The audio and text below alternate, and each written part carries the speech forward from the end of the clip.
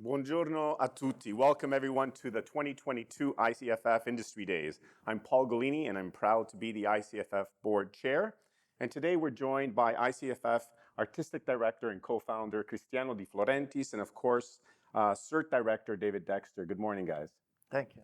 Good morning. It's my extreme pleasure to welcome all of you once again for the 10th edition of this conference. And for 10 years, we've been reuniting the Italian and North American film industries.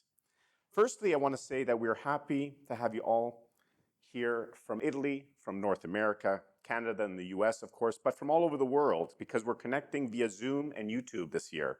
Hundreds of people are with us right now online on different platforms. And I want to say thank you to all of you for taking time out of your busy days. I also want to share a special thank you with our audience today here at Pinewood Toronto Studios for coming down and enjoying the panels. Thank you for joining us today. We cannot forget to acknowledge our sponsors and partners, of course, that allow us to be here year after year with more panel discussions and industry speakers joining us from Europe and North America. It is through these important partnerships and long-standing relationships that collaborations between our countries and film industries can flourish and thrive, and you'll see just that in this two-day conference. Now I leave it to Cristiano to talk about our guests. Grazie, Paul. Thank you so much. After 2 years of course, a very different kind of conference of Industry Days with online, Zoom, and so on, finally, we are doing a conference also in person. And we know how much important is to networking in person. So I'm very happy that we have an audience here. It's quite a big audience. We have to add some chairs. But of course, we are also a huge audience online, on YouTube and on Zoom. People that will follow us. We have also people from Zimbabwe this time that are following this conference. So we are going outside a little bit 2 continents. So SIRT for us became our house for our home for this Industry Day. And they make such an effort to transform this studio in something that is a TV set.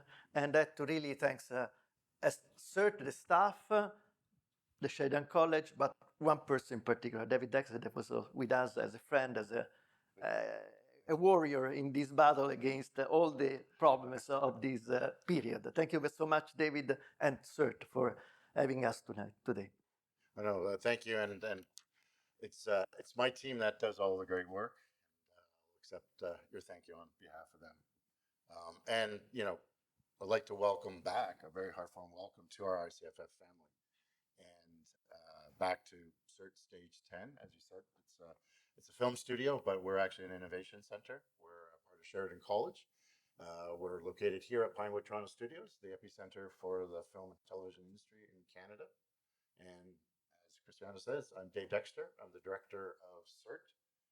And over the last bit, we worked hard to bring together our audience, your audience, which is the industry, both here in our stage and also over Zoom, YouTube. And as we always say, engage. Our goal here is to have everybody participate, ask questions. The lineup is brilliant, from learning about new storytelling, about leveraging technology and storytelling, to connecting, to walking away maybe with a distribution deal, as they say. So ask questions, engage, and we want you to leave with more knowledge, more connections than you came into stage 10. So welcome. I'm looking forward to the next couple of days. Yeah, thank you. Thanks, David. That's amazing. And like we said, we'd like we will get to see SIRT in action tomorrow, actually, with a conversation about the future of entertainment with a showcase of artificial intelligence and digital humans, as well as a discussion and demonstration of virtual productions, all happening tomorrow. So please tune in. Or please come back tomorrow for our amazing audience. So that's going to be an exciting day tomorrow. Looking forward to it. Absolutely. Yeah. I'd like to continue to introduce the partners of ICFF. An important partner for all these years was the Italian Trade Commission of Toronto in particular. We work together really to support the collaboration between Italy and Canada, and they are the pillar, of course, of this. and they are doing this greatly during also Toronto Film Festival and so on. And we are so happy to really strengthen the collaboration this year. Thanks to Marco Saladini, the Italian Trade Commissioner in Toronto. Thank you so much for being here. And of course, I would like to acknowledge also Benedetta Marasi that worked with us so many hours in the past few weeks. So Marco, I will up to you to introduce the day, actually the days, the Industry Days.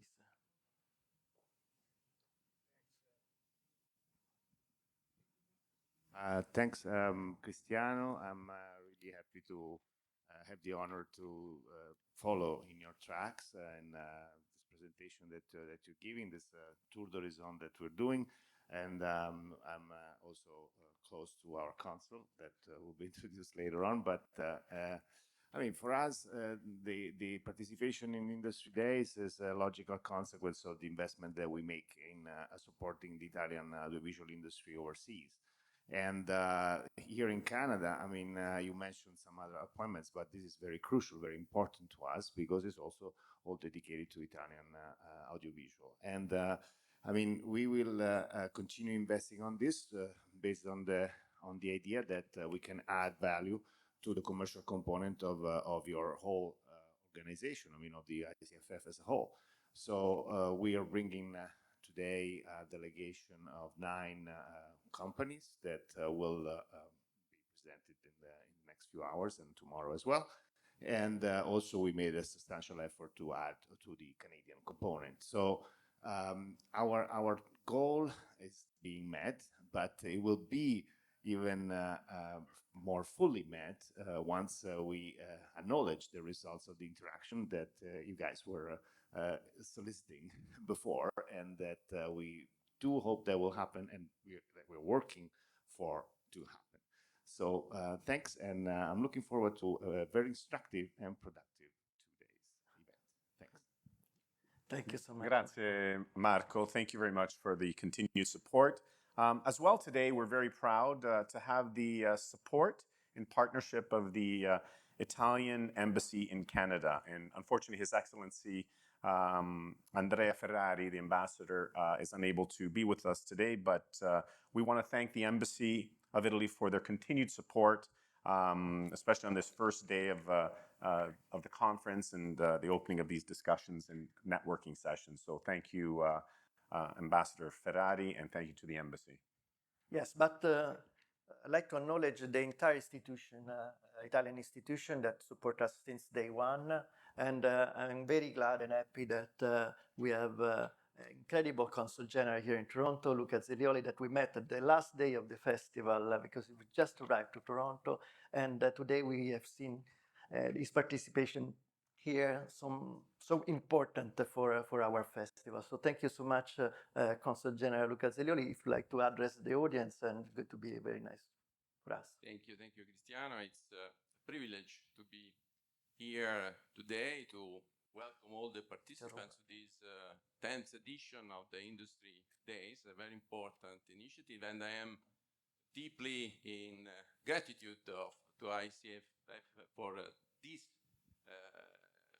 successful initiative. It's very important to continue this kind of action. I see a lot of room for further improvement in the bilateral cooperation in the audiovisual sector. It's going well, but today and tomorrow, I think new sectors will be explored. It was mentioned animation and the virtual production are sector to further explore, and they are very promising. We are already working in the field of co-production, and luckily it is on the increase, another very successful activity. And I am also very proud that this year the collaboration with the Consulate General is also very concrete, because this evening the projection of the movie about Lamborghini will also sponsored, supported by my consul. I'm very proud of this. And to conclude, rest assured that we will continue, both the embassy and the consulate here in Toronto, to support this kind of activities, thanks also to the very good and close cooperation and coordination with Agenzia ICE and the Cultural Institute here in Toronto. So welcome again to this very important initiative, and I wish you a very successful 2 days discussions. Thank you. Thank you so much, Consul General. For sure, it's going to be an incredible night tonight with the premiere of Lamborghini. Thank you for your support in this. And later on, we unveil, of course, more about this movie that was just produced. Industry Days started not at 9 o'clock this year, but started in Venice in September because we organized an important delegation of filmmakers from Toronto and entire Canada to go to attend what we consider the most important for Italy, for sure, but I imagine that even for the world festival, at least the first film festival that started many years ago before everyone else. So we started there with a conference that, again, tried to create a bridge between Italy and Canada. The first time for us organize a conference like this, launching in some way the days that we are going to live right now. And we asked to partner with us an incredible organization that support Canadian films. Of course, it's the main agency that support and promote the Canadian industry. And they accepted to be part of this important conference in Venice. And so the success of that mission brought also to the success of today and tomorrow. And I really like to thank a particular person that is behind all this, is the Interim Executive Director at Telefilm Canada, Francesca Accinelli, that is with us today. It's an honor to have you here. Thank you so much. Oh, thank you. Thank you very much. It's so wonderful. I've spent some time on Zoom with maybe many of you. So first, congratulations. Cristiano, I've said it to you and to Paul and to your entire team.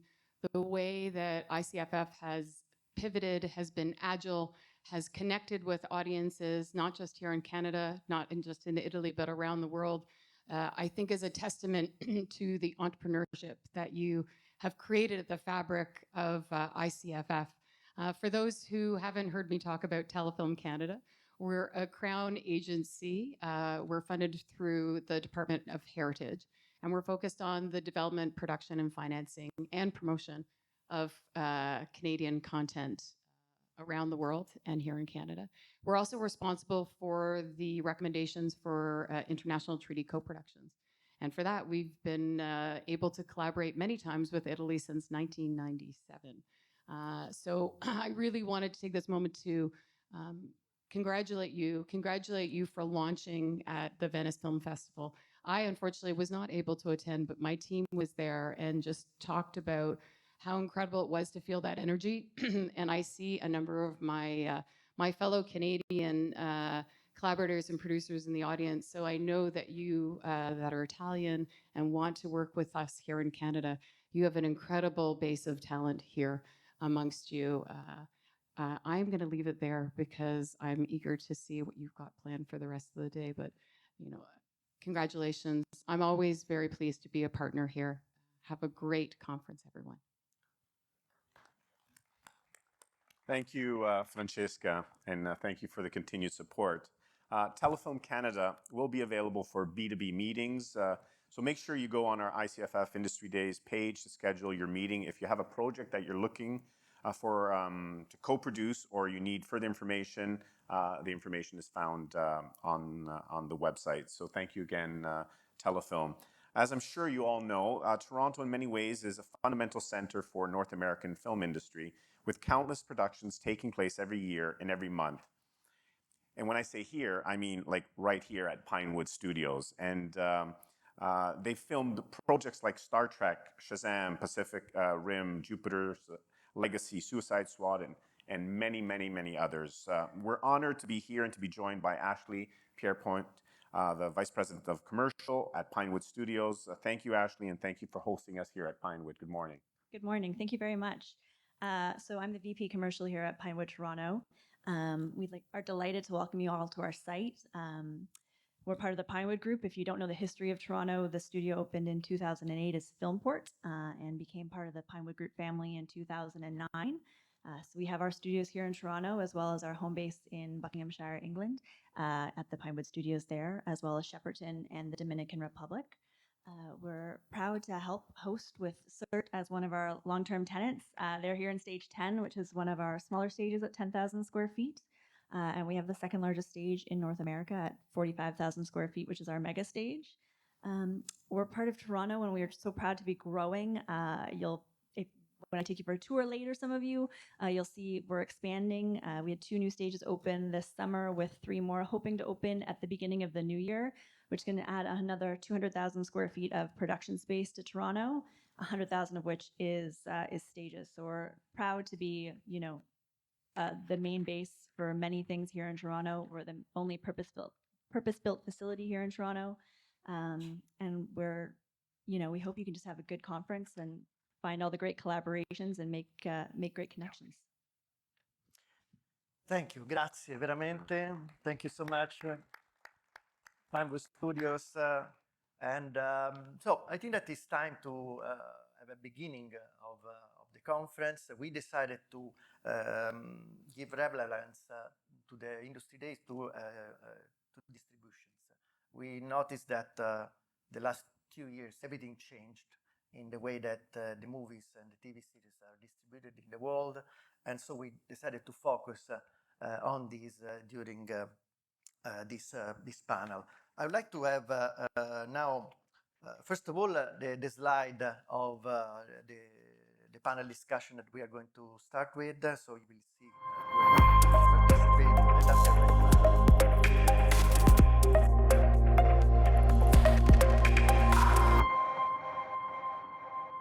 I know that ANICA and Italian Trade Commission, especially this year, is very active in support the distribution of Italian movies around the world. And they put together a big program and grants. And I'd like to have, of course, Marco, if you want to come here on stage, and so tell us a little bit what the Italian government put in plan to really expand the distribution of Italian movies. All right, so I'm back. But on the first stage. No, absolutely, and I'm happy to be.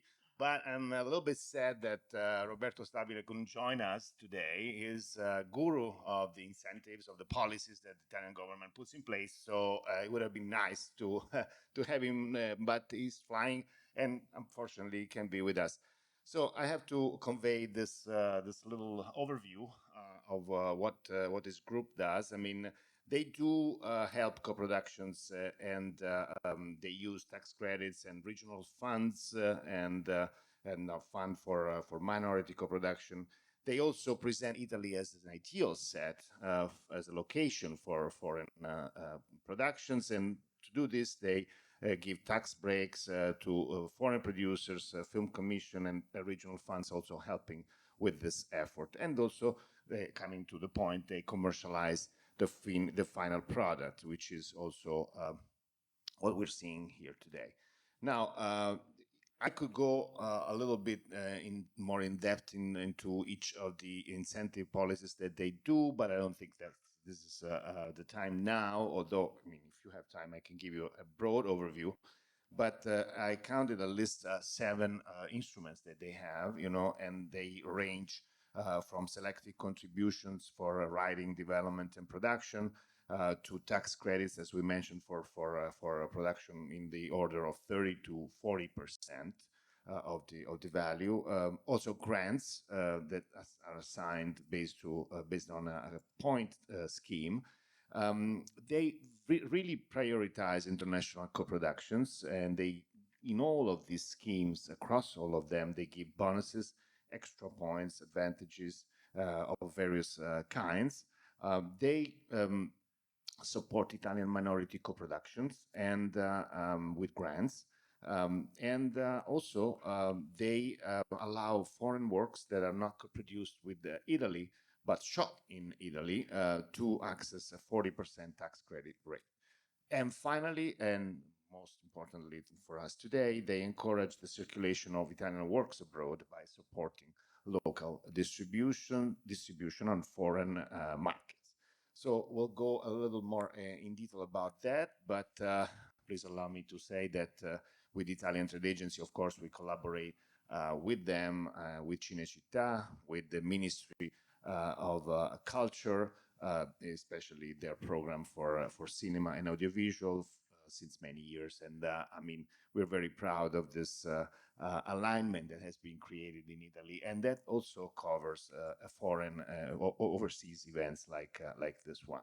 So going into the film distribution fund, this is not a big fund, I would say. It's 1.2 million euros a year, but I mean, it covers publicity and advertisement costs that are incurred and cannot exceed the minimum guarantee paid, but also cannot exceed the maximum cap of 30,000 euros per film and per country. So it's a chip at the poker table that you play with distribution, but still, I mean, we hope we can make a difference. We hope we can incentivize looking closely, more closely to Italian productions that are plentiful and very interesting. There is a committee, of course, and there are 3 calls a year. So there are deadlines, and we can give you access to details anytime because, as I said, we're partners to this program. What is eligible? So first of all, the incentive is limited to feature films that could be fiction, documentary, or animation, and that are primarily destined to theatrical release. So not TV, but cinemas.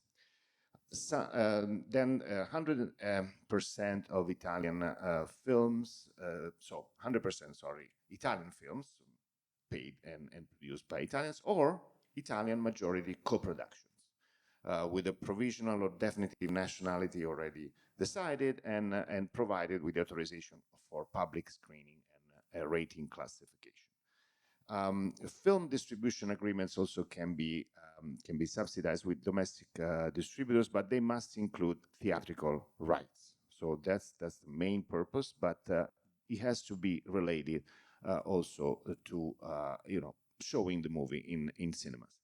And the films must be recent, so produced within 24 months prior to the submission date of the application, and they should be released within 180 days from the date of the application. So these are the terms and conditions, and we really warmly encourage you to look further into this instrument and to also find a way, also to us, to apply for this incentive. Some exclusions apply, but for the sake, in the interest of saving time, I will not go over those in detail. If there are any questions, I'm here, of course. Okay. Thanks. Thank you, thank you. Marco, ce l'ho, questo lo puoi tenere. You can keep it. So, there are some incentives for the distributors that want to, of course, buy the rights of Italian movies. And the theatrical release is a condition. So we'll see now also this component, how important it is for the next panel, because we are going to have the Canadian distributors and also Italian distributors here, but I will not be the moderator. We have more important person to do it for us, and it's time to introduce you. She's the chief executive. You can. She's the. Thank you, Marco. Thank you so much.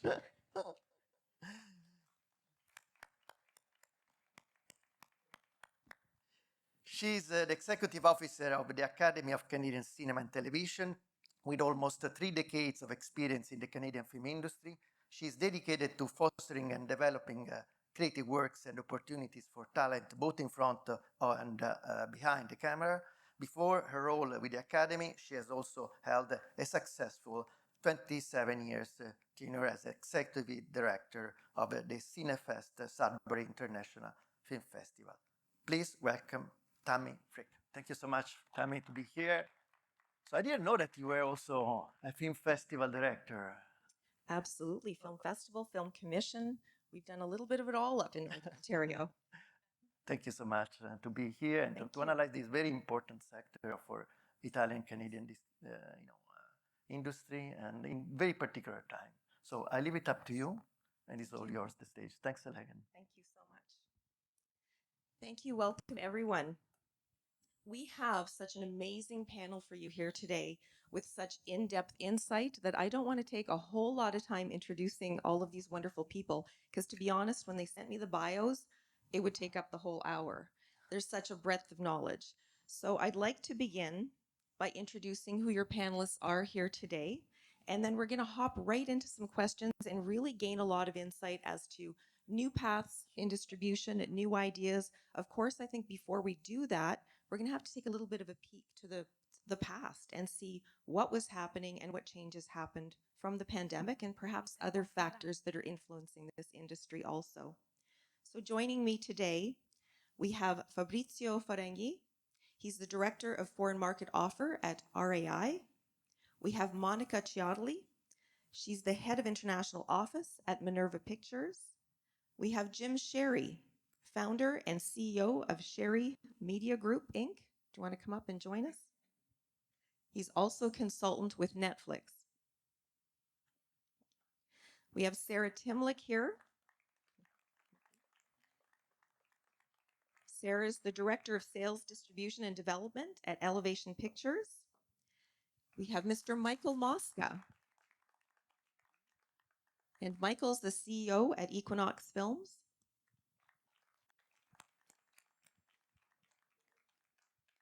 And rounding off the panel, Mr. Tom Alexander. He's the Director of Theatrical Releasing at Mongrel Media.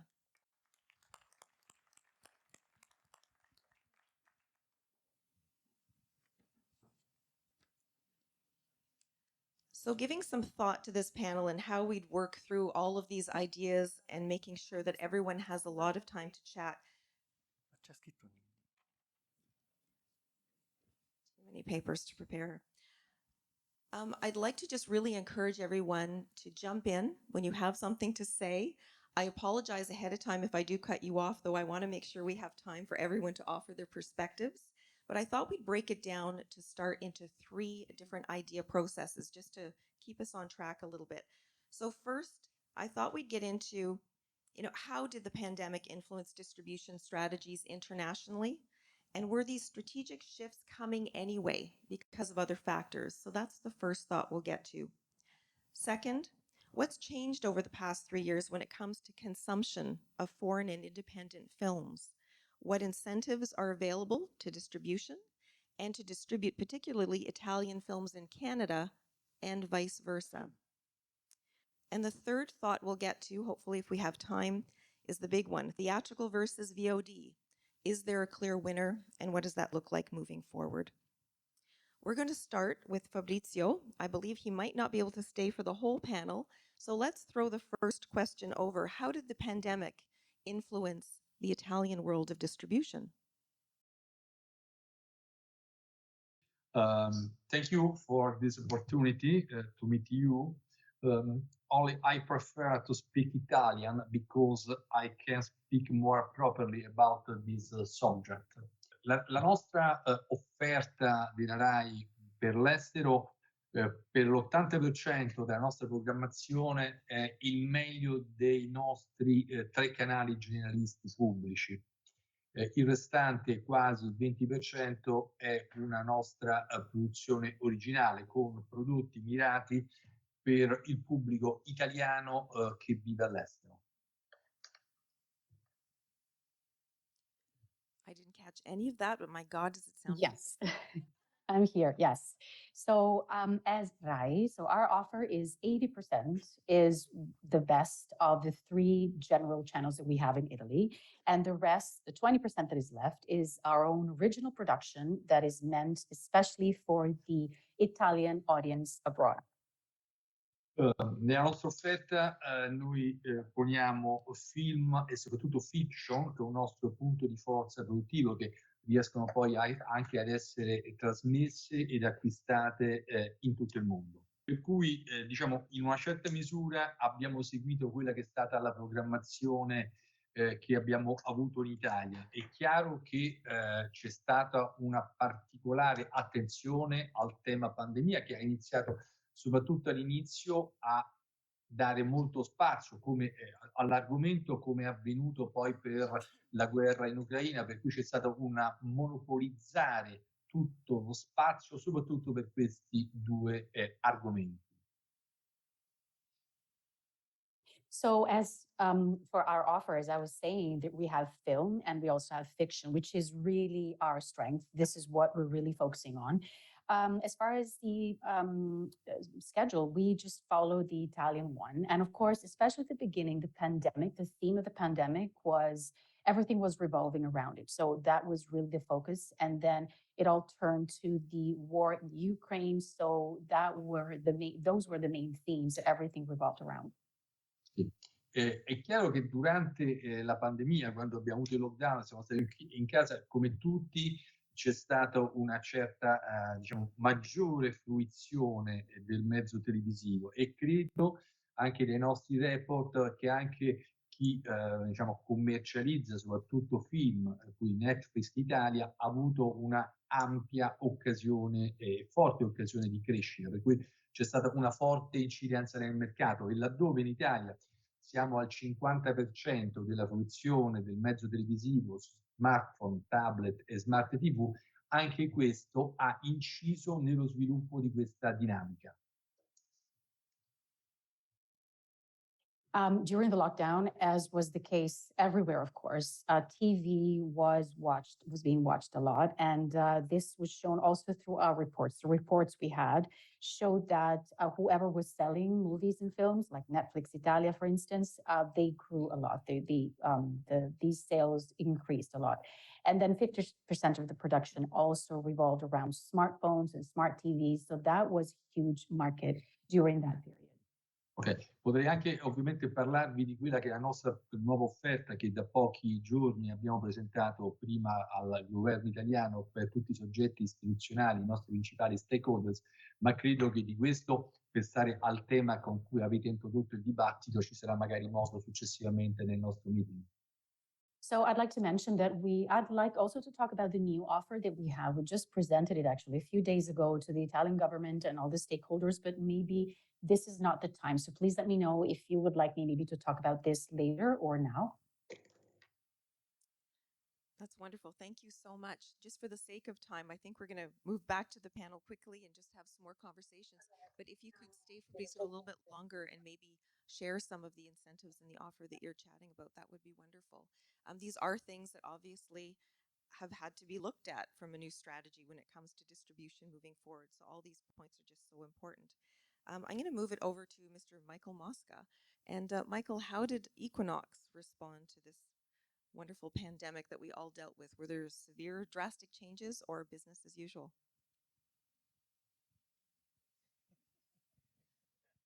Well, it certainly wasn't business as usual because the theaters were closed.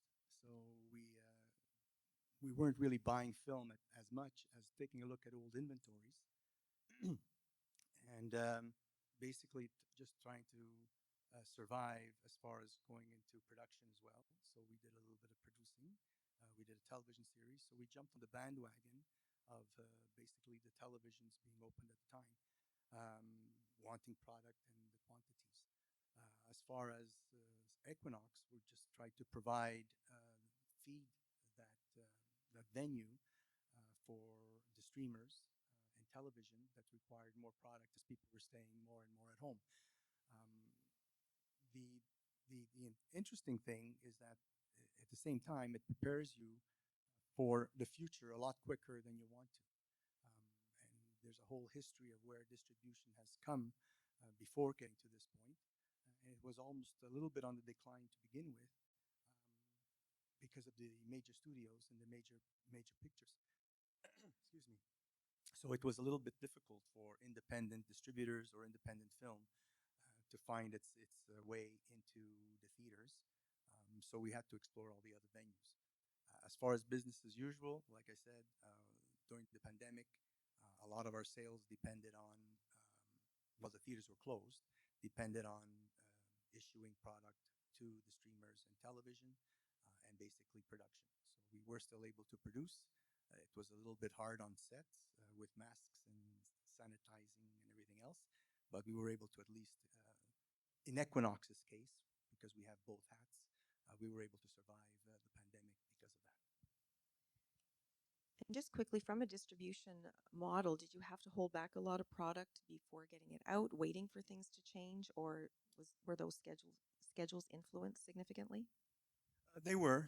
Some product was sent out straight to streamers because they couldn't wait, especially product that came from other areas. In-house productions stayed until they were able to be completed, and some product just stayed on the shelves. So we are in the process since the theaters opened, I think last October, um, of eventually trying to release some of those pictures between the raindrops, as they say, trying to find because everybody has a surplus of product. The studios had a whole bunch, and so the theaters were pretty much jammed at the beginning because everybody was trying to come out. I mean, even and it's not just the independent. You're taking a look at the major studios that had big product as well. James Bond, for instance, was delayed for almost a year and a half. I know because I waited anxiously for it. So there was a big influx of pictures that eventually had to get out there as soon as possible to make way for the new. That was also one of the things that I realized going to the AFM. Um, I'm sure my colleagues probably had the same feeling at the AFM this year. There was like a sell-off. It was a buyer's market. Everybody wanted to get rid of it's like used cars. Everybody wanted to get rid of the old stock because the new stock was coming in. So it was great. It gave us a lot of content. Thank you, Michael. I'm going to pass this over to Jim Sherry. With your close relationship with Netflix, obviously things were a little bit different when it came to streaming platforms. What did the pandemic have an effect on Netflix? How did it affect Netflix? Thank you for having me, Tammy. Well, Netflix core business is streaming. So Netflix's at-home media offering did very well. It accelerated subscriber growth. My role to qualify it, or this opinion, is I represent Netflix in Canada, their original films. So I distribute all of their films that hit movie theaters and market, etc. So, but also provide strategic marketing counsel.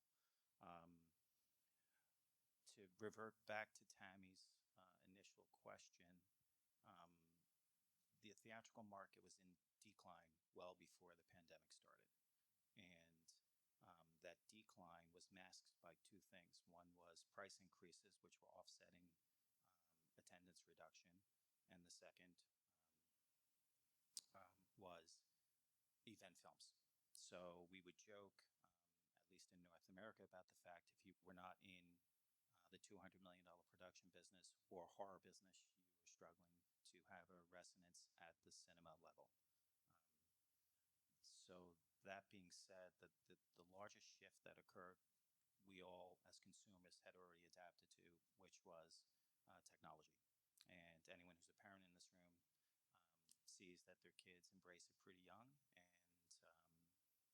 And I personally had that epiphany when I offered my child a remote control to adjust the TV or my phone, and he chose the phone. So the pandemic accelerated what was already in the process, which was a growth of at-home consumption of media, which is at historic levels. People are streaming more, watching more, touching more at home. The downstream effect of that is more content is needed, but more content in general for the buyers who are consuming the most of it, which are the now highly competitive streaming environment. Back to the later question, I could expand on any of that further as asked, but Netflix thrived, but so their subscriber growth went up. I'm spitballing, but 70 million subscribers out of 230 million subscribers over a 5-quarter period. That and the thing with a public company is once you show 70 million of subscriber growth, and then you get to a quarter where people have hit a certain saturated level, your stock is punished because you're not growing at such an accelerated pace. But still, the biggest demand globally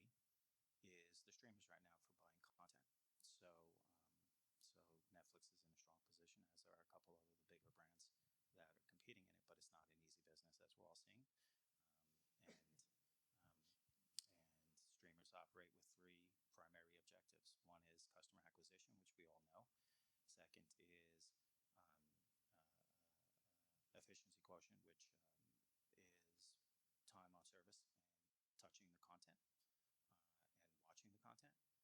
And the third is as simple as reduced churn, because as you're adding on new customers, if you can hold on to the customers you have, it is an incremental growth. If you're losing 2% versus 5%, dramatic difference.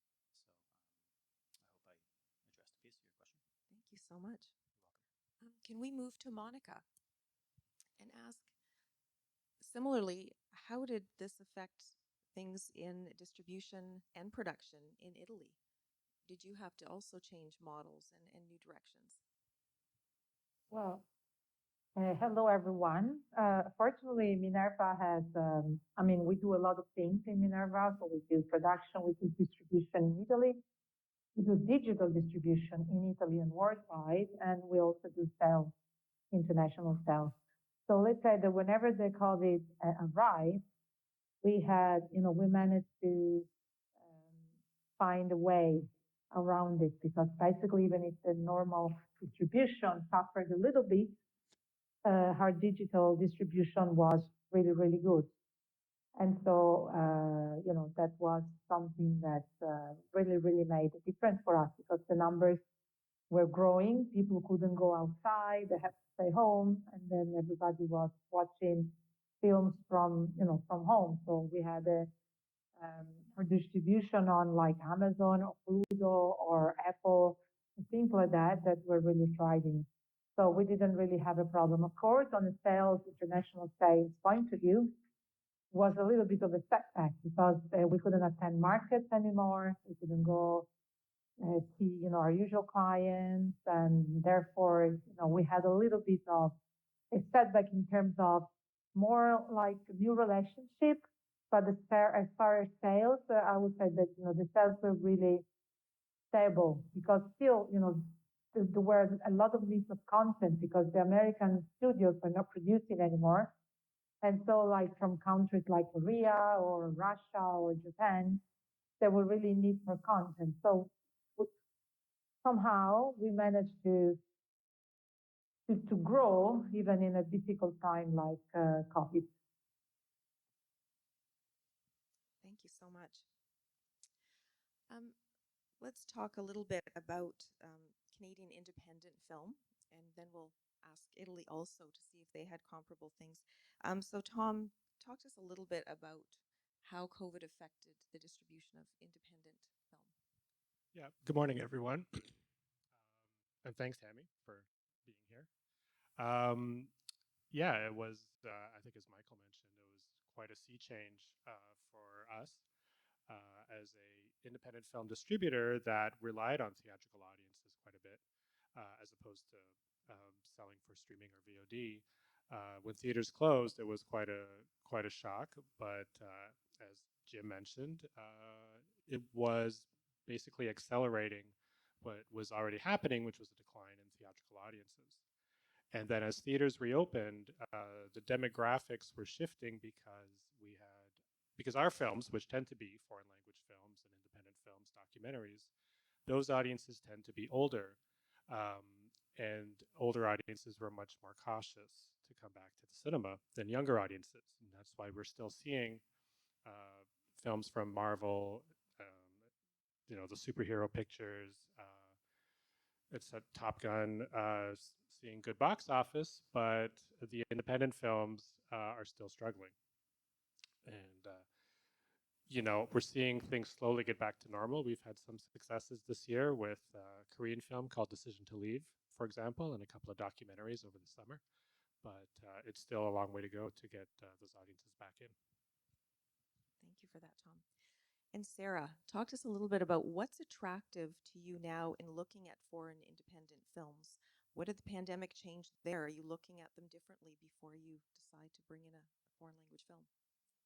Yeah, I would say that our concentration that we've noticed, one of the trends coming out of the pandemic is that there's a desire, theatrically speaking, for content that is both fresca and has a unique story, speaks to underprivileged audiences. We had a film called Everything Everywhere at Once, which grossed $5.4 million in Canada that we're very, very proud of. We had another film recently, Triangle of Sadness, which grossed $800K as an independent film this past fall, which is a great success story as well.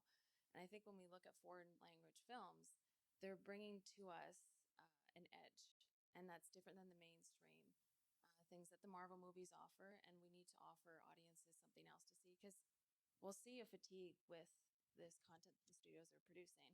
It's great to have escapism and to feel like you're away and like to go see Tom Cruise fly a plane. That's very exciting.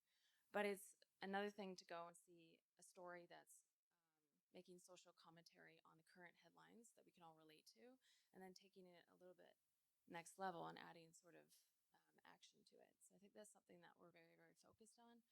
And the story and narratives for Elevation are something that we continue to concentrate on, and making sure that underprivileged voices have been heard and will be heard for the next couple years. I just want to say that for the people who are up here, I'm the only Italian, and yet the first Italian word, fresca, came from Saturday. So Hey, very good. Half Italian, okay. Una Treviso.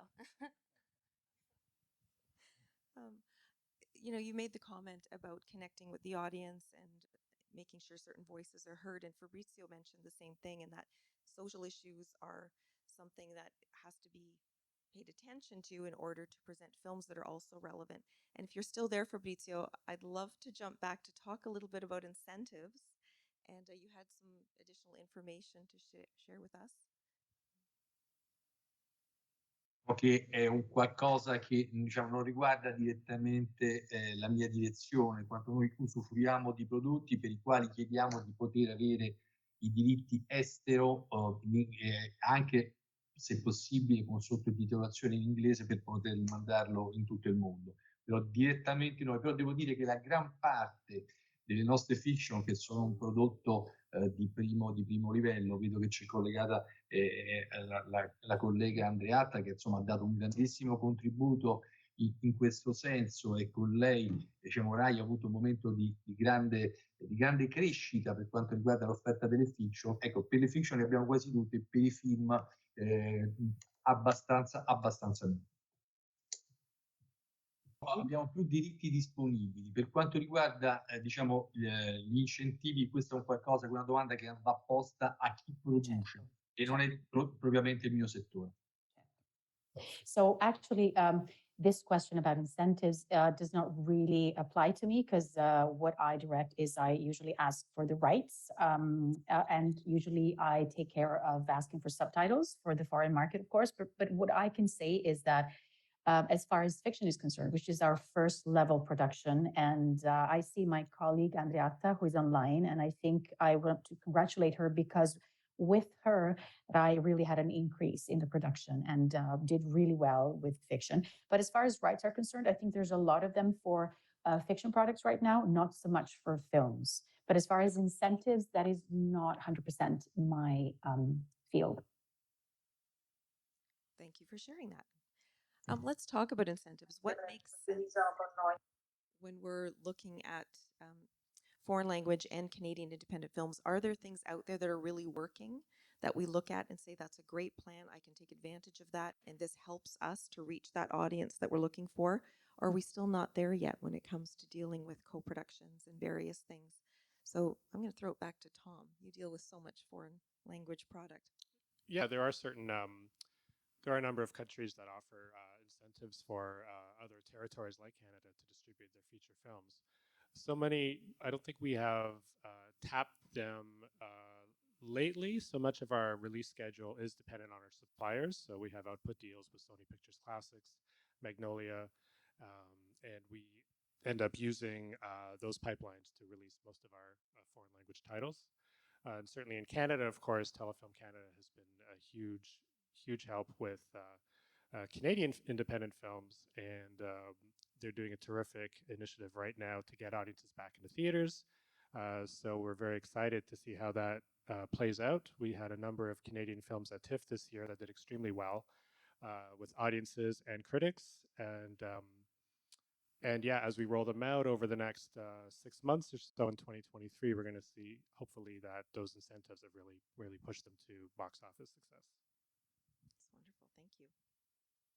Let's talk now about consumption. Foreign language films, I mean, coming from a film festival background, we'd often have the conversations around people saying that that film looks so interesting, I'd love to see it, but it's subtitled. And yet, once they see and watch a film and embrace it, they can't get enough of it. Then they keep coming back. It's highly addictive because these films are so absolutely spectacular that if you can just get beyond that, we've moved beyond that as a society. And streaming platforms are bringing more and more foreign language product forward. So let's talk a little bit about that. Why is the consumption changing? What's triggered it? And is this something that we can expect more of in the future? So I'm going to start with Sarah on that one. For sure. Like, that's a loaded question. Yeah, I think it kind of goes back to what I was saying about the freshness of the content. And that's kind of our purview on what we're looking for stream. And those are the things that we're noticing work on stream. The most interesting piece of data that Elevation has discovered is that recently anything that's working theatrically is working on VOD and stream. Things that are not working theatrically are having the same effect on VOD. And the things that are working are something that's fresh, something that's topical, that's in conversation with the times of things that are happening, or just something that has beautifully shot or crazy effects. So I think that's kind of what we're noticing. And yeah, it's kind of interesting how both ancillaries and theatrical are kind of complementing each other in terms of how consumption is behaving. And I wonder, Michael, is consumption different? I mean, your office is in Montreal, out of Quebec. We're in Ontario. Even does that geography make a difference in how audiences are reacting to foreign language film? Well, it certainly makes a difference for me.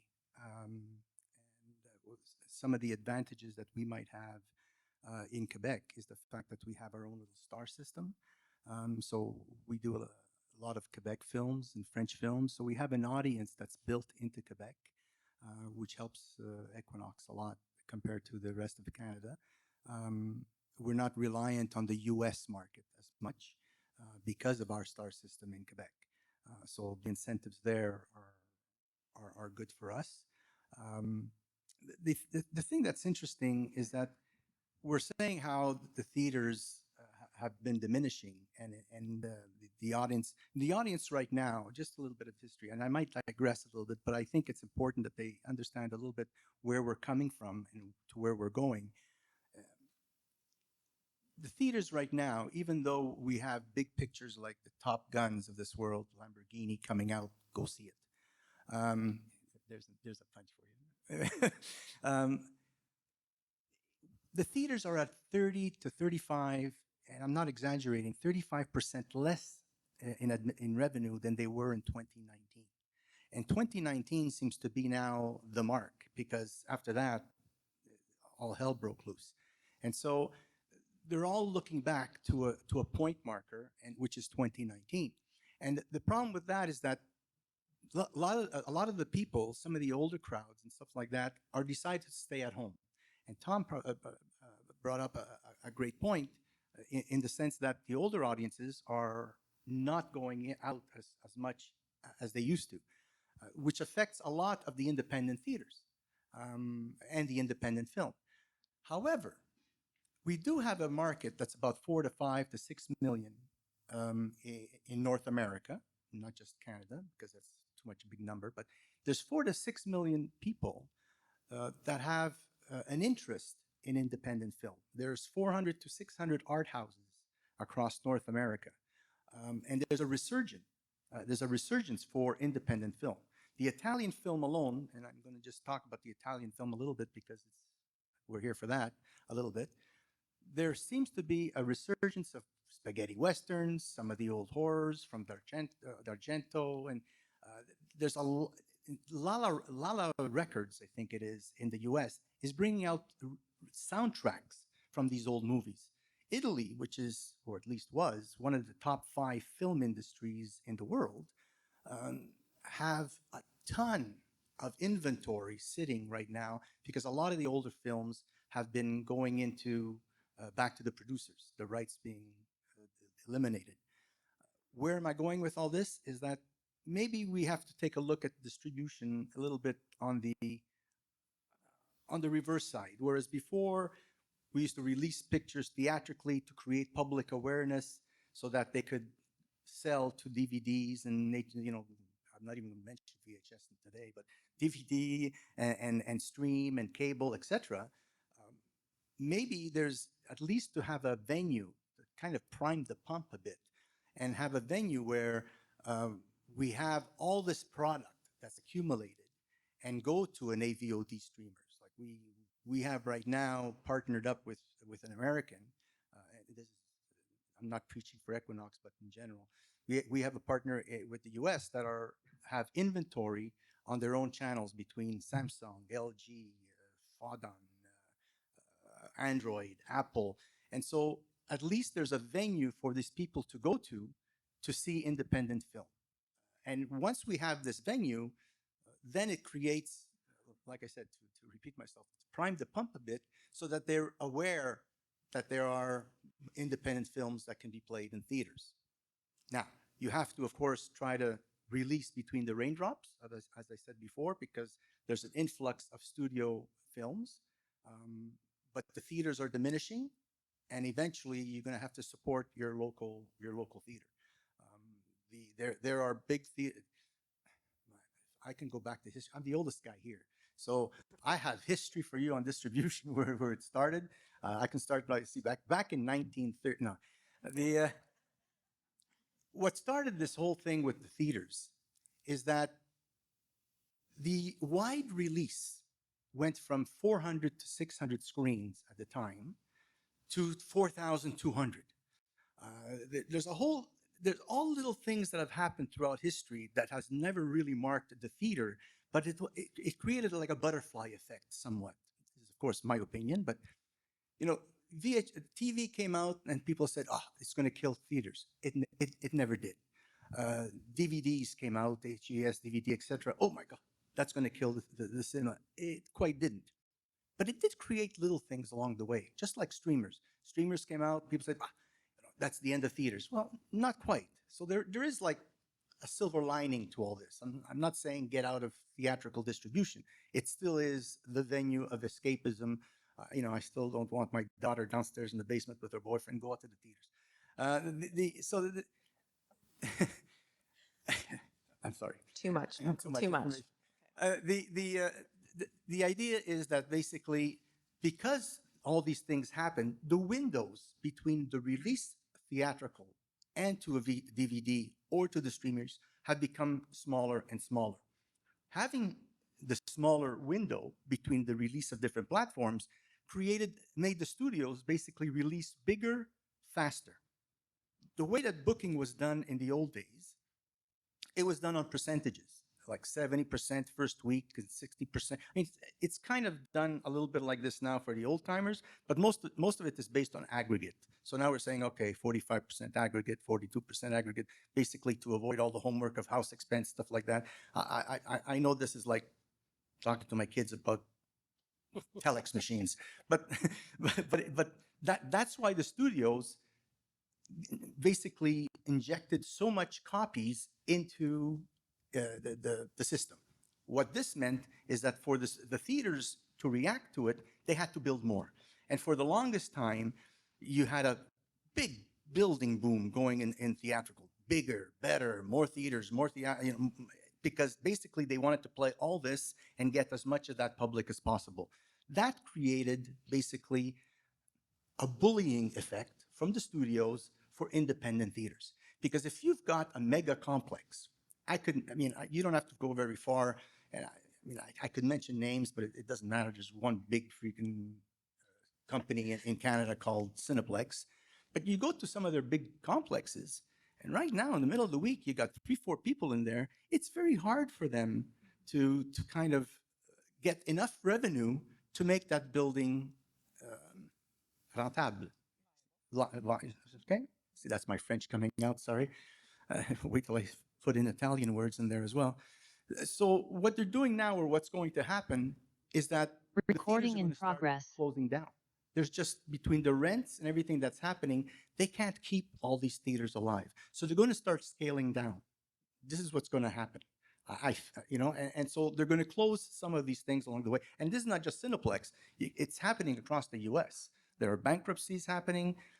So eventually, you're going to have a lot of repertoire houses who are going to survive, and those are how us distributors have to target our marketing dollar to get to these repertoire houses to have life in it. We're already seeing that, right? I mean, I'm looking at numbers at some of the Cineplex big boxes, and besides the Top Guns and the Marvels, so many of the mid-range films for grown-ups, a lot of the art house film, like look at, say, Fabelmans or some of the other films that were big at TIFF this year, and their numbers are just sort of plodding along. And we are noticing that for some of our films in the smaller theaters in the smaller cities, for theaters that are independent and community-based, a lot of those audiences are supporting them because they feel a personal connection to them. And during the summer, I had a lot of phone calls from theater owners in small towns saying, look, the pandemic killed us because we had to close our theater, but we didn't know anybody who was really sick because, it's sort of a semi-rural area. And once the theaters were able to reopen and they started playing some of our films, their numbers were fantastic for just 1 or 2 shows. So we're fighting for a lot of the sort of smaller documentaries that we have, some of the Canadian films. If we can do a couple of specialized screenings at, say, Bell Lightbox or Hot Dog Cinema, and then we drive traffic there, then we're seeing a better return. And it goes back to what was mentioned earlier about event-type cinema, where instead of running for long runs and trying to compete with the larger studios, it's a different business model to get audiences out into cinemas. And so, we're already seeing that. And I think you saw that in Quebec a lot. Quebec had a very different pattern of returning to cinemas than English Canada did, which was really encouraging. Can I just add some positive news to some of this stuff? Because I feel like we're like, dun, dun, dun, like doom and gloom.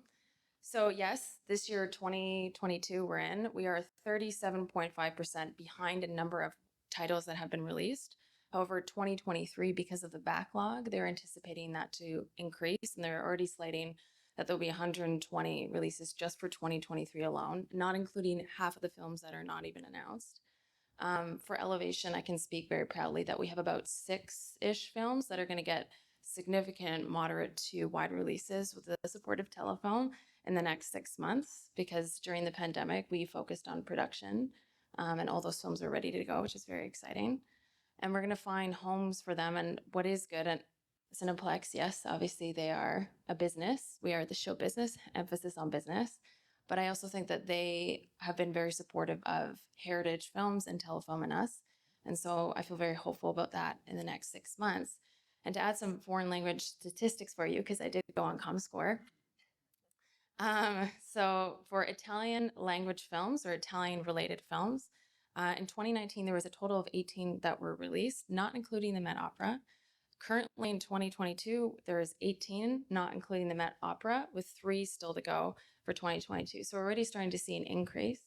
In terms of Italian, Canadian co-productions and content, I think the focus now is the exciting news of the Film Distribution Fund, in addition to Telefilm, is how can we in 3 tiers focus on bringing limited, moderate releases, cultivating them in Canada, and then working on eventizing Italian content. Next year, Elevation is very proud to be managing the Ferrari movie. And third, also making content that's specifically for stream.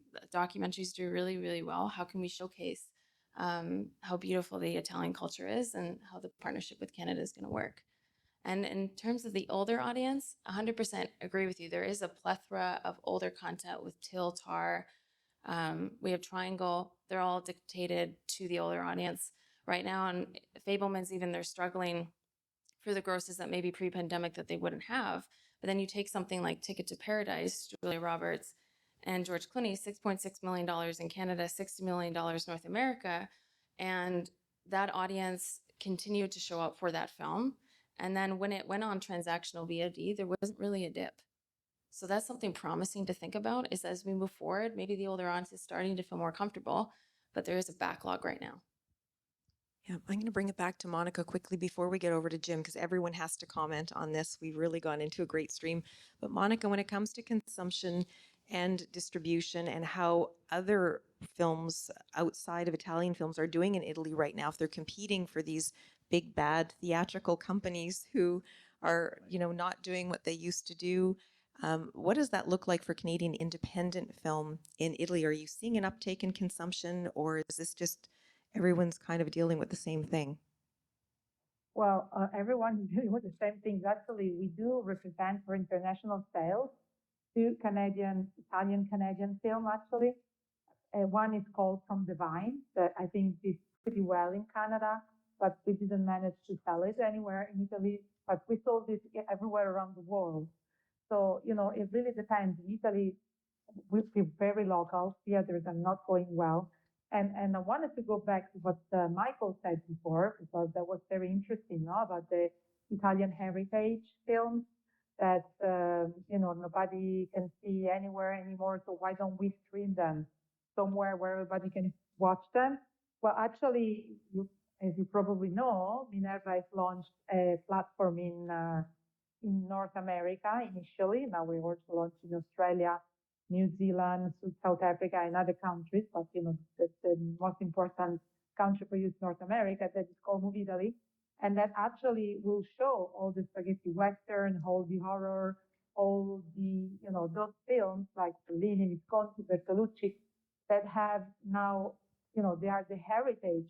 We're watching a nice video now of our content that will be available for everyone in the US. And we really hope that this can grow, because there's going to be a lot of heritage films, even new content. So we do believe that there is a huge need, to watch Italian films, and I think they probably also need to watch Canadian film here in Italy, but probably people will not go to watch them in in theaters unless they have a very good cast, or they have participated in some major festival. So the way that we have Movie Italy now in the States, maybe there could be something similar for Canadian film in Italy, and that's something that we could actually evaluate and see if that's possible to do. And also, I wanted to say something about the incentives. But you mentioned the incentives in distribution fund that we have now in Italy to distribute Italian films abroad, but you didn't really talk about it. I think it's a great thing that Cinecittà, the government, the Italian government, is doing to promote Italian films worldwide, and basically they're willing to pay 30% of the P&A up to 30,000 euros, and to any film that's been released in any country in the world except Italy, of course. And that's why they really want to help Italian films to travel. We know there is a huge problem in North America. Nobody wants to read, and our films are in Italian, unfortunately. But thanks to this fund, I think that there is a possibility to have the Italian films travel. As I've heard there's been some releases in Canada, so that's very interesting. I'm very happy to hear. So I just wanted to make these 2 points that I think are very important, because it's put with, I think that we have to make sure that films travel, because people want to watch them and they have to travel any way they can. So either on streaming or theater or something, we have to help films to travel. I'm sure people will go and watch them, or maybe just watch them from their home, if it's easier for them. And that's a perfect segue over to Jim, because unlike Michael, I think you're pleased to have your boys downstairs watching in front of the screen, no matter who's there with them. So I am. In response to some of the things my colleagues have said, and as I'm listening, my head is shaking. I agree literally with everything that was said up here. I have 2 businesses. One is to represent Netflix. The second is we own a platform through Sherry Media Group that is a content acquirer and producer of specifically documentary films that are social issue oriented and focused. The reason I raised that is we have seen, like Sarah commented, that there is this whole sea change of in the consumer sector of a focus towards social issues. We believe that's demographic driven, frankly speaking, and from millennials to Gen Z, we think it's a whole new generation. In that is an opportunity for us with the support of and cinema owners, the generous contributions of our support systems here, like Telefilm Canada and Fran, who were there to help the content get made. But and I'm very personally optimistic on where content will take our sectors, where it will take my children, and the options that they'll have for how they consume content. But two things, and I hope it is not pessimistic to say it. One is we need to look at the sector holistically, not that I am a theatrical distributor or Jim is a streamer or Sarah is a theatrical. That's not how the economics work in this business. And we'll smile, but that is the truth. Cinema owners are for profit. The largest cinema owner in the North American business went bankrupt this year, excuse me. So there's a reality. There was a reality in 2019 that the cinema market was on a 4% decline year over year. That's how the population was already shifting to digital, and most people believed it would accelerate. The pandemic accelerated the whole thing. So we're dealing with three, on the cinema level, we're dealing with probably three things. When will the market come back? Two, what will that market size be? And three, what demographics will be represented in that market? In Canada, we have a market that seems to have responded faster. We have a market that seems to have responded faster to event films. No surprise, their teenagers are a lot more comfortable. They're less prone to any sickness in general, and frankly, they're less fearful. So they're back. But we have a vibrant foreign market in Canada. It just happens to be that it's Indian-oriented content, Hindi language, that far exceed the independent films all added up. It's a bigger market segment. So that model is working here. The question is, how do we take that model, what we know, and bring in other content to continue to build that audience, including Italian content. Proportionally speaking, though, we have 2,000 screens or thereabout in Canada. My colleagues will shake their hand. I'm not sure any of us know exactly what the number is, but it's about 2,000, I think. And there's probably 20,000 pieces of content up on the 5 major streamers in Canada right now. So cinema owners are under tremendous pressure on the domestic stuff that is supported by Telefilm Canada.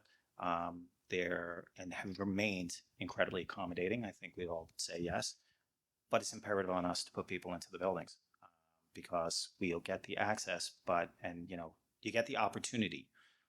But if you squander the opportunity, there's, it's the friendship handshake, but you're out. So we need to continue to build and cinema going. In my personal experience, and we've owned cinemas in my career, for companies I worked for. We were the biggest art cinema in Canada, called Alliance Cinemas. It's habit. Tom knows it better than me because Tom specialized in this for decades. The big films carry the small films. They get the exposure to the small films. And that is a gigantic advantage streaming companies have right now, which is I'm on it more, I'm streaming more, and they're touching me more. They're serving me more content. They're giving me, you like this? I have a profile on you. Here's another thing you might like. So we need to get people back in cinemas. It's healthier for our whole sector. And one last thing I would comment.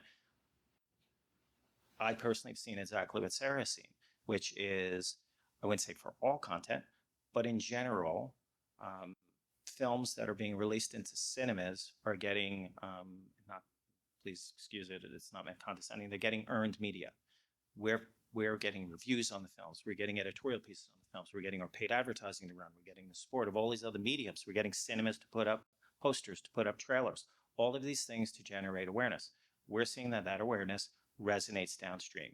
And if you take something that's small and drop it into a sea of iTunes, which I'm sure everyone probably has bought something on iTunes at one point or another, it is a dramatic difference when you're looking at the economics of a film that places first on iTunes in terms of ranking and the revenue stream on the film that's fourth or fifth on iTunes. It's dramatic. And point of that being, it's as polarized as the cinematic experience. So, but it doesn't mean that we can't build up the audiences and continue to build up the audiences as they're returning to cinema. So that's my view. And some incentives are being created of that sort as well. Like in Montreal, we have a theater that's going to dedicate in the new year one of their screens for foreign films.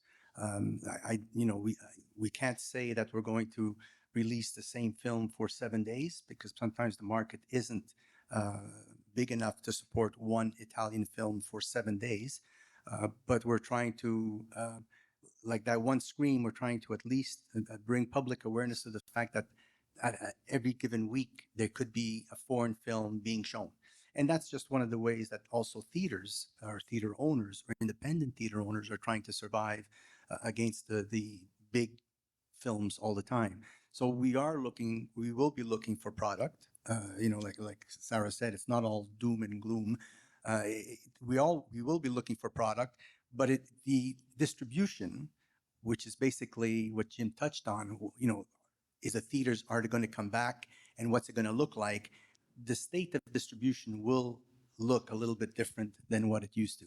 And maybe that's what we're looking at. So right now, what we're doing over at Equinox is we're trying to get some of these Italian movies, French movies, some foreign language film, and maybe do like 2 or 3 day showings. And so you might go to a theater, and I don't want to name theaters at this point in time, but there is a theater that wants, like I said, dedicate one screen to having a role of independent film, so that they'll, like whether it's like once a month or you have Italian and with French and other languages, there's going to be a public awareness of the fact that, hey, we're going to go to that theater because basically it has foreign films, which could be good for the theater. It's what we call sometimes mailbox revenue, but that's what you're going to have to work with, and we're going to need support. Now, here in Canada, Tom says so well, we have a great support system. Telefilm supports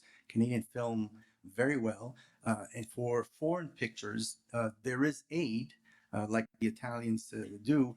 Mathematically, I don't know if the 30% to a cap is enough mathematically for a distributor to look at that. But if you're going to distribute in these independent films and just bring product in, and you can make some kind of a deal with the buyer, there is room for foreign film. Can I ask a question, Tammy? I interrupt you here.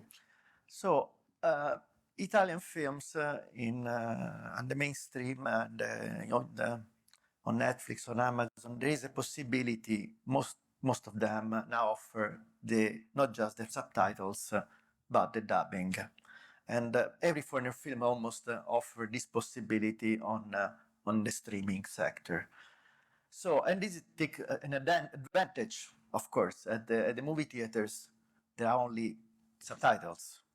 So do you think that this disadvantage make the streaming more the new home for the foreign films instead of being in a theater? And the theater can one day think about a new technology that can offer also this kind of service. We experimented the headsets at the festival this year, and headsets can have different channels.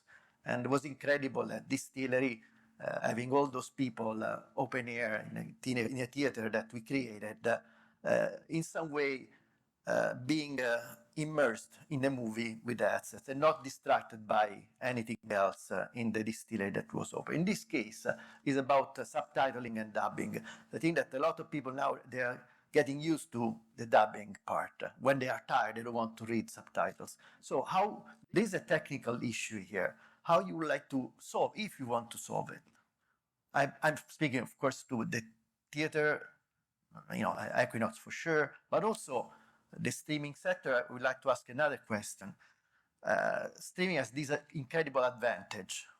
On the other hand, as a festival, we always have some problems getting the movies that are on streaming, because Netflix wants the exclusive.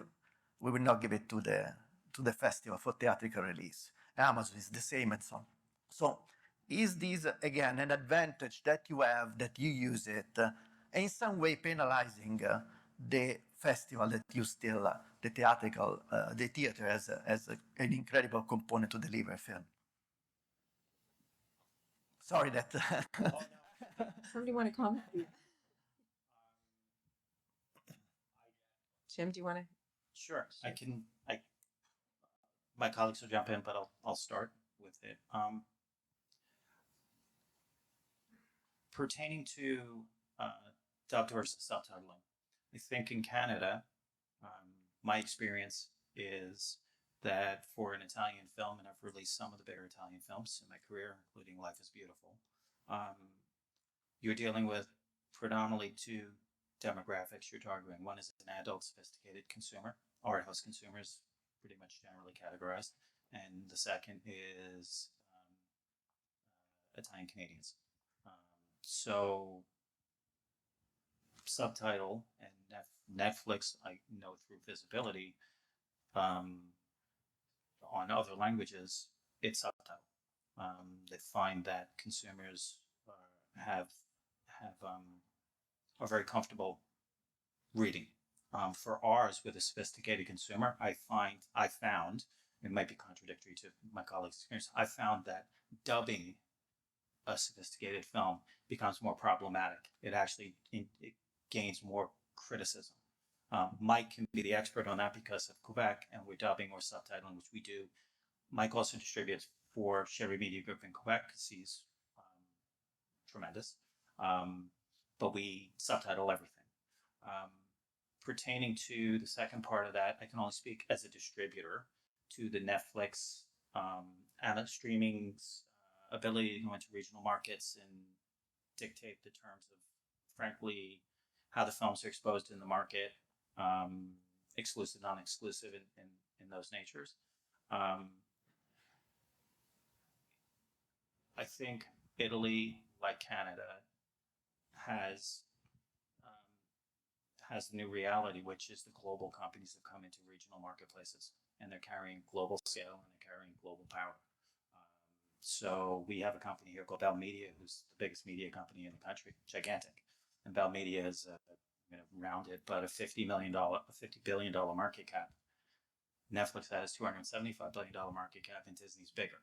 So the decisions that are being made on a global basis are enabling that global financial consideration, which is very difficult to compete with, if you can compete at all with it. I do think there is an opportunity. Italy has 50% more population than Canada. Italy has 50% less streamers on Netflix than Canada. So if I were looking at that, frankly, from a financial model, I'd say I'm undersubscribed in Italy. How do I raise up that subscription level? It's a layperson perspective or a business person's perspective. And in that would be if that market responds more, if your market responds more to Canadian content, and Italian content, then I'm going to be programming more of it, because the shotgun of adding on subscribers through Dope Sick or Orange is the New Black or whatever each streamer is using as their juggernauts to get those acquisitions up for subscribers, it's under tremendous pressure. So you've got to start looking at regional growth while you're looking at global growth simultaneously. So I hope I answered your question, generally speaking. To simplify your dubbing question, I think you have to go, it's a genre. So I think for example, you release something like Avatar. Do you think that's going to do better as dubbed or subtitled? dubbed, right? So I think the more commercial films are better off being dubbed, and some of the more independent dramas, they could be subtitled. I think that's simplifying it. The other thing I would say is talk to your distributor. I mean, it's if you're a producer or a foreign sales agent and you're selling something to Canada, talk to your distributor.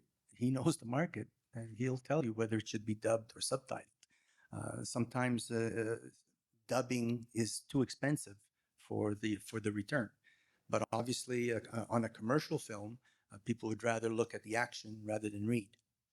In my case, the guy was going deaf. I subtitle even the English stuff. So, but that I think that would be a simplifying to simplify the dubbing subtitling question. Tom or Sarah, do you want to comment on should theaters have dubbing available? I kind of like the idea. I mean, that would be great. I mean, for us at Elevation, it comes down to deliveries and like terms of what has been delivered to us. But I completely agree with what both my colleagues have said here. Dubbing on the more commercial films is more sense for us, and usually we tend to veer the opposite route when it comes to the art house platform releases to stay with the integrity of the film. Yeah, I don't have much more to add than they've added, except yeah, I mean, the audience for most of our foreign language titles want to see it in subtitled, and I think if you're going to dub, it's going to have to be a film that's going to expand beyond an art house audience, an older audience. They don't mind reading, and I don't know. I guess Jim might have access to stats on how Netflix viewers are watching foreign language titles if they're watching them subtitled or dubbed. I was very happy to hear that my son watched Squid Game subtitled when he barely bothers to read a book. So, I mean, that's fantastic. But our audiences tend to prefer the subtitled, yeah. Wonderful. We do have to wrap up very soon. I'm just wondering, before we leave, if Monica, Fabrizio, if anyone has any last comments to make, that there's something we missed that you really wanted to share with the audience here today. Before we wrap up, Monica, I'll just go to you. Well, I'm fine. It was very nice call, even if from far. Thank you so much. I think we covered everything. Fabrizio is gone, a meeting in Rome, and I have to say that for Fabrizio, Fabrizio is the new head of the international programming of RAI, and RAI is launching different platforms for reaching not just the Italian abroad, but again, reaching everybody, because they are choosing English to start not just subtitling, but also produce programs in English. So this is another probably thematic topic for the next Industry Day, how dangerous is that a company from Italy start to using internet to program a lot of film series program in English that arrive, of course, to Canada directly, and is in some way changing a little bit again the rules of the distribution, I think. But again, we don't have time. Tammy, you were incredible in this moderating this topic that is a very challenging one. Thank you. I think we can add a day. We have more to talk about. Is that not okay? We'll add it in 2023. We have time for just a couple of quick questions? Yeah, of course. Wonderful. Yes.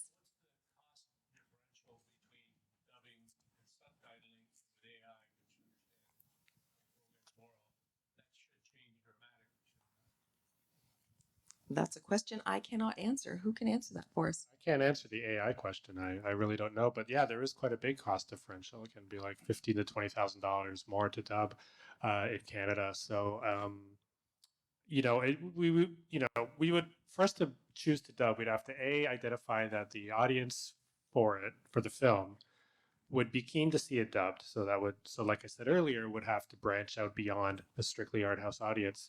And then B, figure out the cost of dubbing, whether we do it ourselves, whether we acquire a dub from another territory, and then sort of we just, cost it out and see if it's worth doing. And for the most part, unless of course it's dubbing into French, which is a whole different story here in Canada, then we tend not to do it.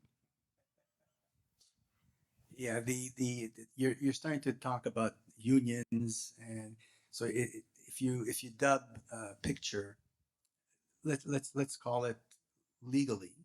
If you dub a picture in Canada, it can cost up to $40,000 depending on the amount of voices, the characters. Yeah, it depends on how much work has to go into it.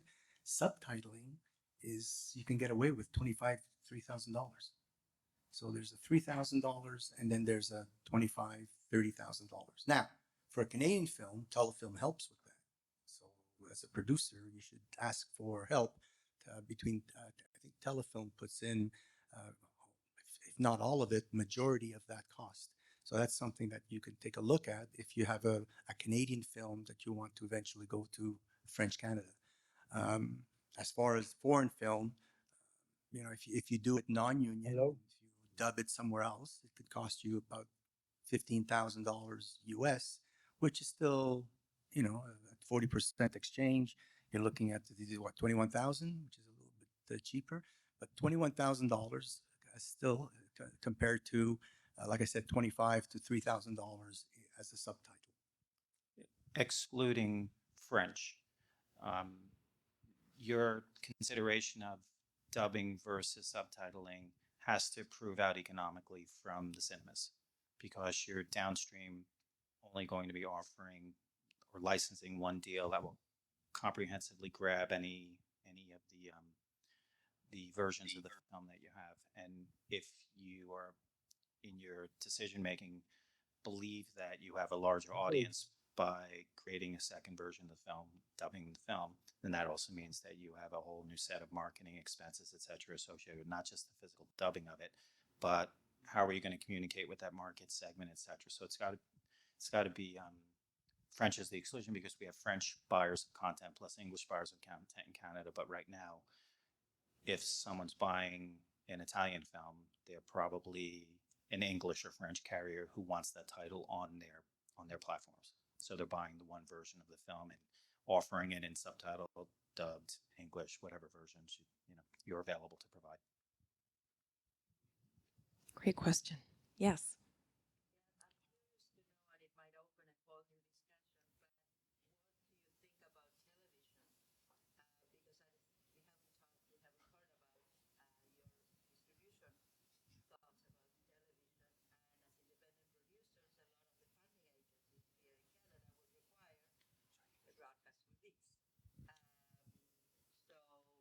You can just quickly talk about that, that would be wonderful, because we are struggling with that and it's part of distribution, of course.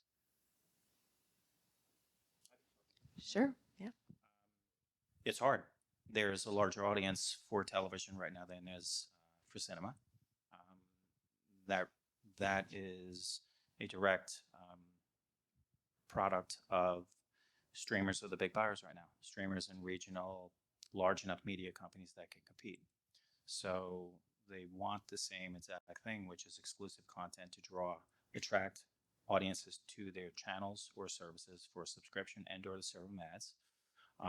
They want something that's recurring because it's easier to market a recurring series in 12 or 8 segments of it as opposed to creating a movie night and offering Jim's life story, which is a one-time event.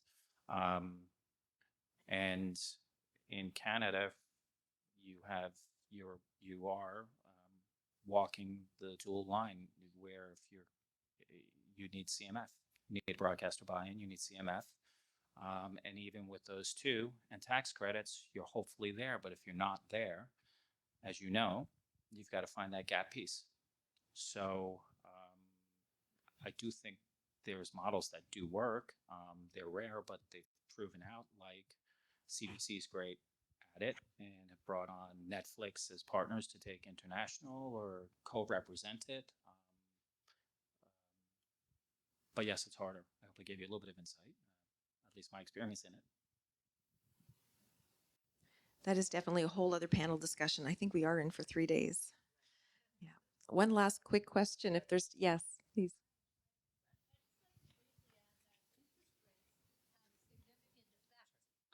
Hi.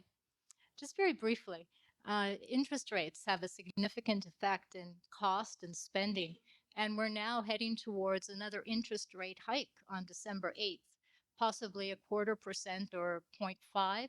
So during the pandemic, we had an economic stimulus where interest rates were lowered in order to adapt to the new reality, the shutdown. Now we're heading towards an area of economic spending. So we now have higher interest rates. So we're at one of the highest levels in the past recent years, and we're experiencing now another rate increase just this coming week. 2022 and 2023 will see a leveling off. It may be of interest to include in legal contracts an interest rate clause in order to protect in the event of interest rate fluctuations. And that may offset costs when it comes to translation or dubbing or any of the extra items that are required. Just a thought, interest rates make a difference. And clearly, we've gone through an interest rate fluctuation, a boomerang, higher, lower, higher, and now we're slowly leveling off.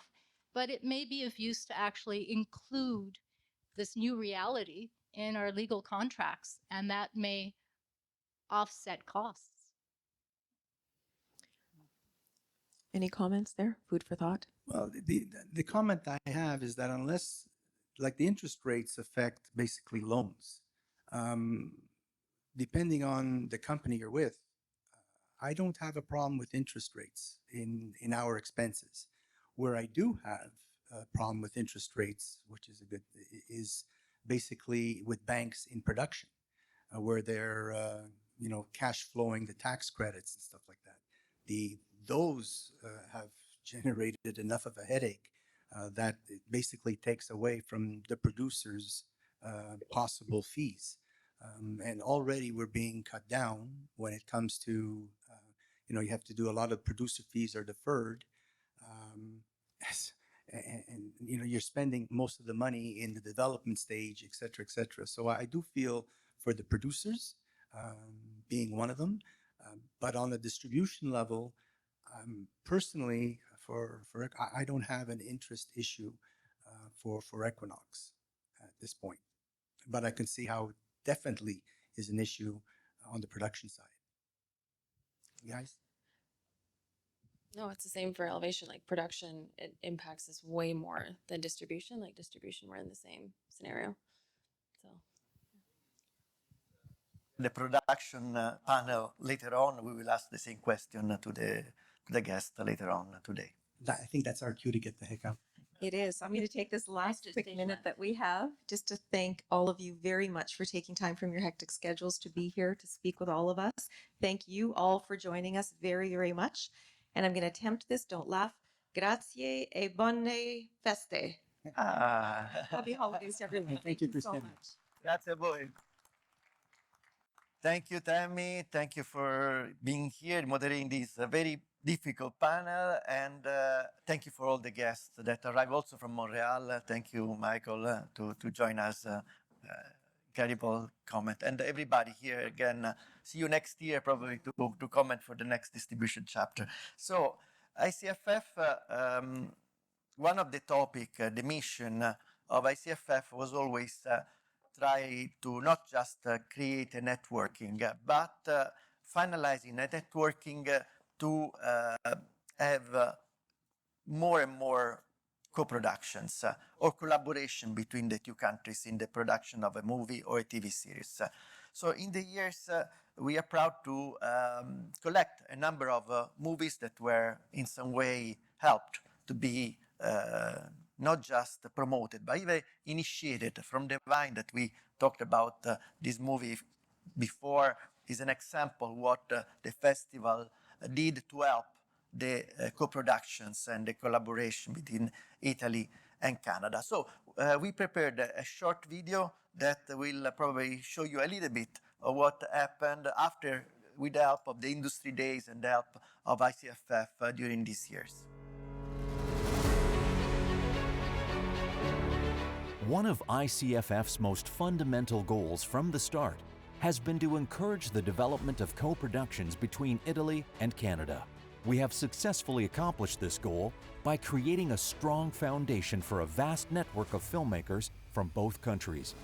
ICFF has aided many industry professionals through the various stages of film production and presented these works to the general public by including them in our programming, promoting them to buyers, distribution companies, and media outlets. The work that is required to co-produce a film is similar to creating an international gourmet dinner. The results are worth a celebration, but obtaining results requires passion, dedication, and a flair for handling cultural diversity. In recent years, dozens and dozens of film productions have been the result of a collaboration between Italy and Canada. Our mandate is to continue encouraging filmmakers and helping to establish meaningful connections through ICFF Industry Day, which we plan to continue, expand, and develop even further in the future.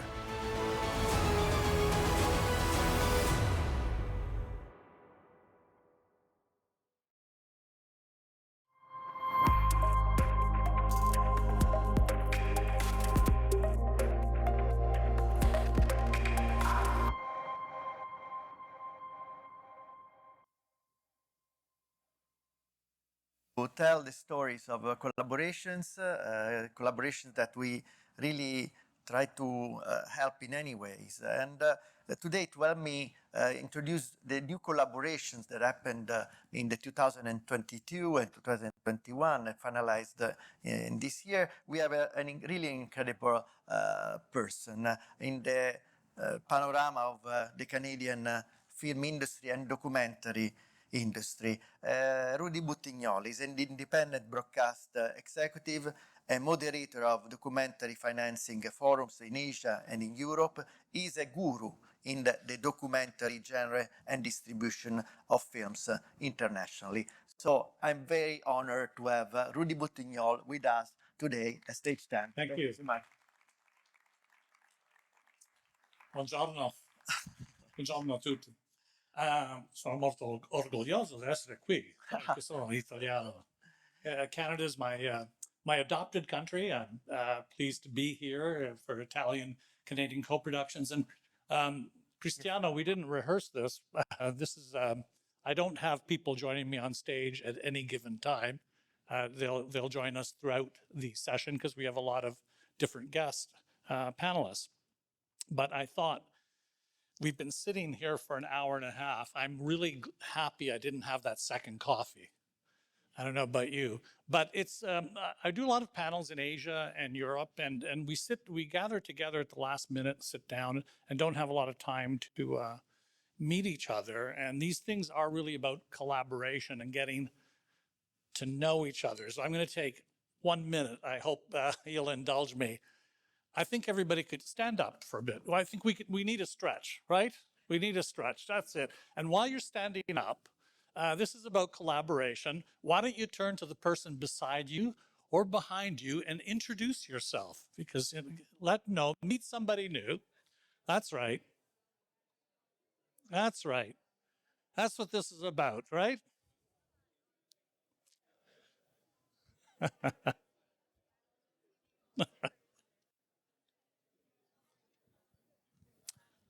Okay, now that I've got you up, let's see, a little stretch, really? A little stretch? There it is, okay.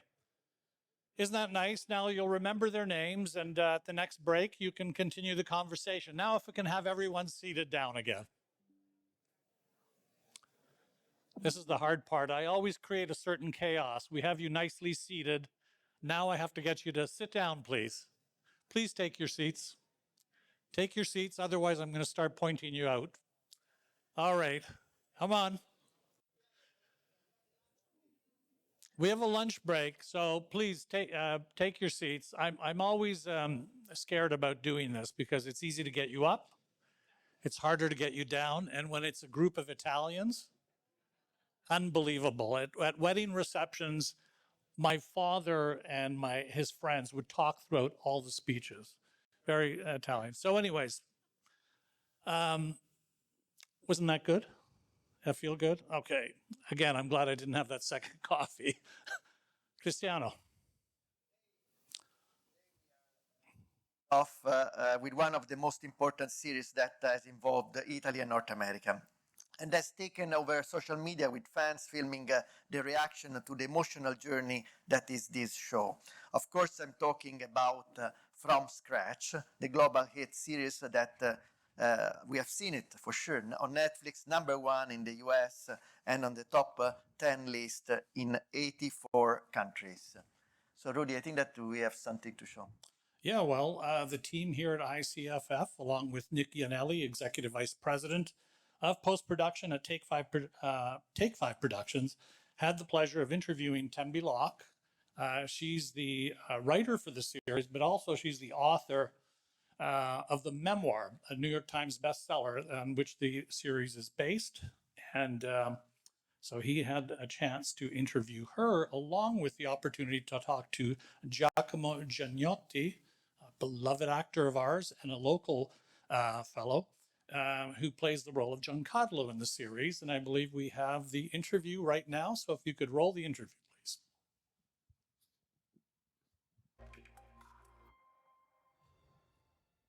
Hello. I think we're just Giacomo. There he is. Ciao.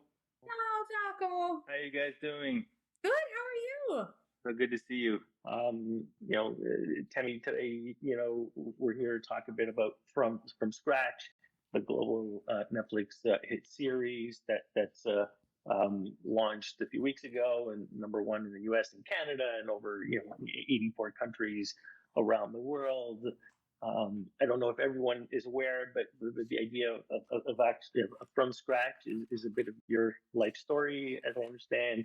How has the experience been for you? How is the journey from real life to writing the memoir to getting it on Netflix? I mean, what is that?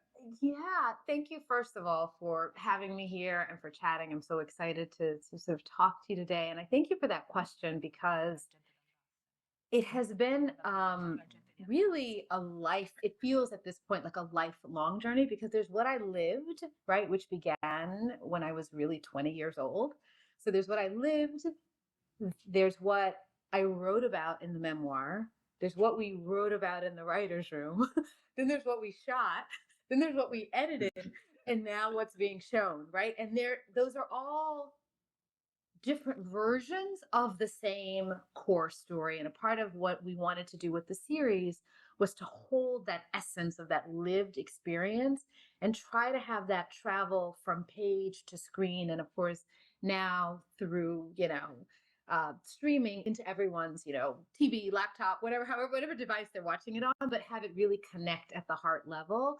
So I feel so grateful for having taken that professional challenge, if you will, and having succeeded in having it reach so many people in such an impactful way. So that's like the professional answer to your question. Right. Right. The personal answer to that question is I am humbled beyond words. I am, again, grateful.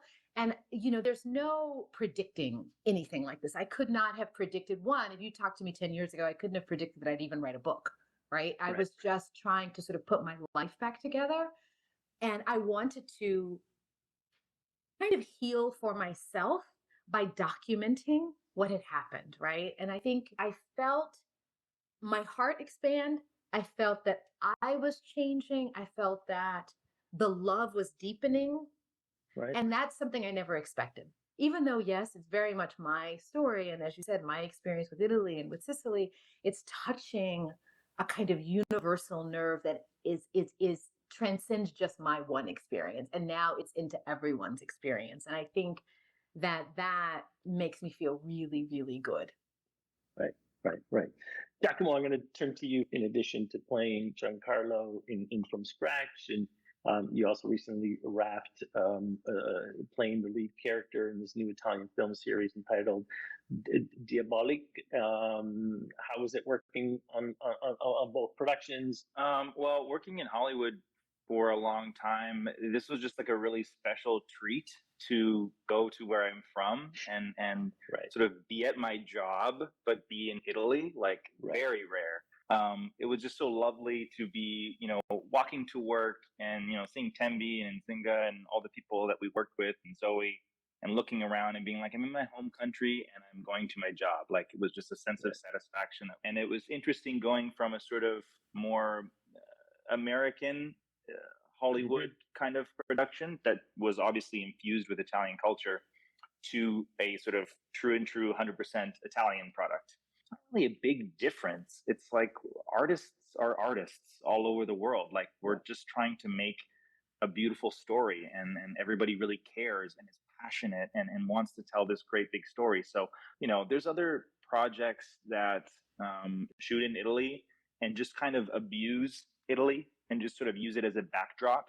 And they just sort of suck all its beauty out and then twist it and then go back to America. This was one of those projects that was the complete opposite. It was honoring Italy. It was honoring the people. It was telling their stories. It was digging deep into like cultural differences and things and bridging gaps between cultures. And it was really elevating Italy and showing the best parts. Right. Thank you so much. That means so much to me. I have to say, to answer your question, Nick, I first and foremost, from the time I was in the writer's room, it was a paramount importance to me, right, that we get Italy right. I was like, I have zero interest.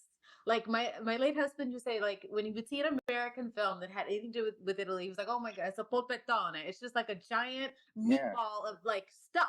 And I was like, we cannot do this.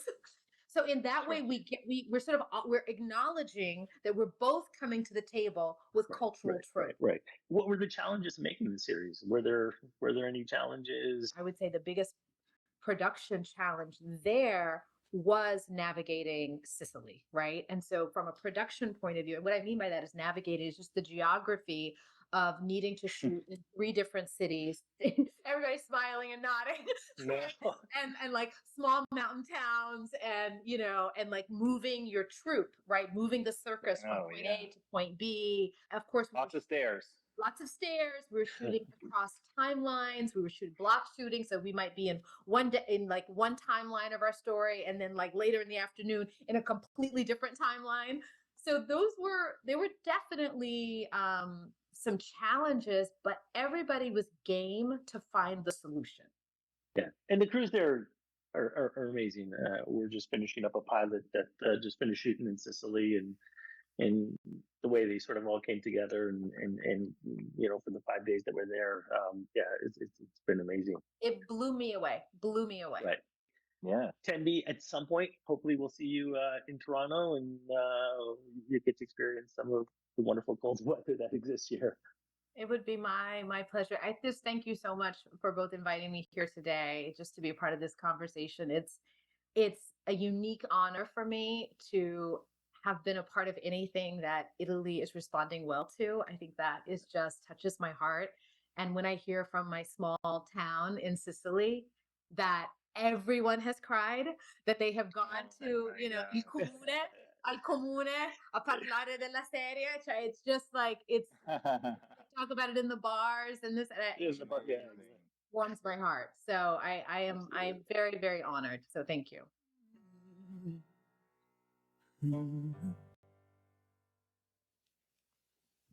All right. Lovely interview. Now we have a little surprise for you directly from the set of Diabolico, at least almost. Please welcome a performer from scratch, Giacomo Giannotti. Giacomo, where are you? Ah, che piacere.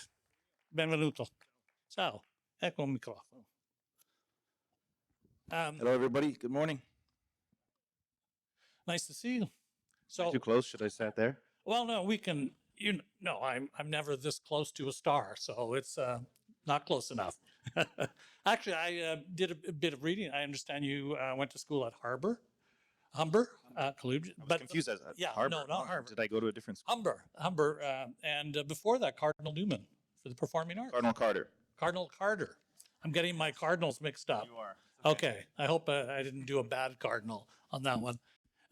So you've gone between Italy and North America in your acting career as well, or? Yeah, my first job, I was actually 10 years old, and I had a small role in a film in Cinecittà in Rome, our big famous studios of Rome. And that was sort of what started my acting career. Many years later, after high school, I left to go back to Italy to try acting again, and was only able to land like a small part on a show there right before leaving. I then came back to Toronto to study theater at Humber College. And then I also, after that, completed a residency at Norman Jewison's CFC, the Canadian Film Centre, for film acting. And then since then, I've been working predominantly in North America. And I was on Grey's Anatomy for 7 years, which all shoots in Los Angeles. So I've been in Los Angeles for quite some time now. And now that I've left, I've been really wanting to reintroduce myself to the Italian market and start participating in films, not just acting, but also producing and creating work that can, that we can profit from both in North America and in Italy, like we were talking about in the interview. And so since leaving, I've been lucky enough to work on this project from scratch, but also a film called Diabolic, which is one of our most famous Italian comic book heroes. Very big symbolic figure for Italy. So I'm very fortunate and lucky that I've been able to sort of have a career that can swing between North America and Italy. Do you find that there's a major difference in terms of production styles when you're doing an Italian production versus a Hollywood production? I don't think so. And I was talking a little bit about that in the interview that, I just, at the end of the day, artists are artists. And we if we're getting to the point where we're on set about to shoot something, clearly like we're passionate about the story we're trying to tell, right? And so, yeah, there's some little differences. I always sort of make the joke that the food on set in Italy is better. It has to be. Other than that. But no, I think, it was really fun. I worked with these two directors, they're brothers. That was the first time I worked with brothers or two directors at the same time, which was interesting. But I don't think there's too many differences between Italian and North American productions.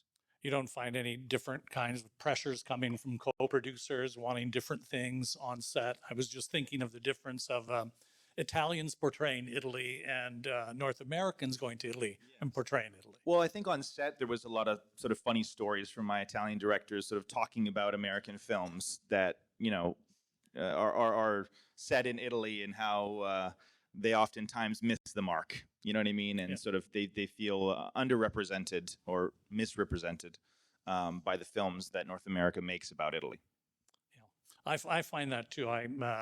I find sometimes the Italianisms in North American cinema, it's pretty cliche. All we do is not like making tomatoes and like, and making spaghetti. It's like our culture is much richer than that. Well, I know I was watching something recently and I realized that it was shot over a course of several weeks, and every meal, and there were a lot of them, the pasta was always red. It was always red. It was never changed. And I think, does anybody use butter anymore? Or garlic or whatever else. But anyways, so you found no real difference really from an actor's point of view. And look, I mean, I think, on an economic standpoint, the budgets that Italy is working with are much smaller, and so smaller than I'm certainly used to. And so they're having to do a lot more with less, which is always creates a lot of creativity, right? People have to be very creative and figuring out, in Diabolic, we had a lot of, my character uses a lot of gadgets and things like that. It's also the 60s, very kind of Bond inspired. So, the prop masters and the set designers had to create some very, very complex and interesting things, but with very little money. And I think they did an incredible job. And the product that you see on screen, especially in the set design, is really remarkable. So it goes to show that, if you're passionate and you do the research and you spend that time in pre-production, you really can achieve that product that you want. Do you generally have less shooting days or less crew, or what's the difference? I'm used to doing a 5-day work week in North America. Usually you get Saturday, Sunday off and 12-hour days, whereas in Italy they do 10-hour days, but they work Saturday as well. So you just get the Sunday off. But yeah, that's pretty much the only difference I found. Oh, good to have Sunday off. Yes, the Sabbath. All right. So, Giacomo, we're going to move on. You're going to help me with this next interview. We've got joining us today is Anna Maria Morelli. Do we have Anna Maria on Zoom? Anna Maria. Hello. Buonasera, Hello. Anna Maria. Buonasera. Buonasera. Anna Maria is a producer with years and years of experience in TV and film industries. She's best known for having curated the film debuts of Italian directors such as Paolo Sorrentino and Dario Albertini. She's currently CEO of Elsinore Film and produced the film Amanda, which has been presented at several international festivals, including the Venice Film Festival and the Toronto International Film Festival, and with much success. Auguri, Anna Maria. You're also experienced producer in collaborative ventures and co-production projects. And Anna Maria, we're going to show a clip of Amanda. Do you want to tell us a little bit about Amanda and set up this clip? No, I have not. I don't know if my. I can just tell you something about Amanda. Okay. We were really very happy that Amanda was so well welcomed by a national and international audience, both in Venice and in Toronto. And I was listening to the interviews before, and I agree with you and with the other guests that often when we talk about Italy in co-production or in Italian movies or series, generally it happens that abroad they expect something that has to do with the beauty of Italy, arts and food, the cliche you were talking about. And I am very glad because, for example, Amanda is set in Turin, but you hardly would recognize that it is Turin. It is simply an Italian story, but it could be also another kind of story. So what is at stake here is the original voice of a young Italian woman who can express herself in a very modern, creative way that has to do with Italy, but also not with Italy. So I would like also to talk about this sort of opening up borders of nations about creativity. Great, thank you. What's it like to co-produce in Italy? You've had lots of experience in. Sorry, could you say, because I can't hear you very well? What's your experience in co-producing and doing international co-productions with Italy and other countries? I know you've had lots of experience. Yeah, we had some co-productions. In a way, I was more than co-producer. I was a commission editor when I was in Team Vision of series like Killing Eve.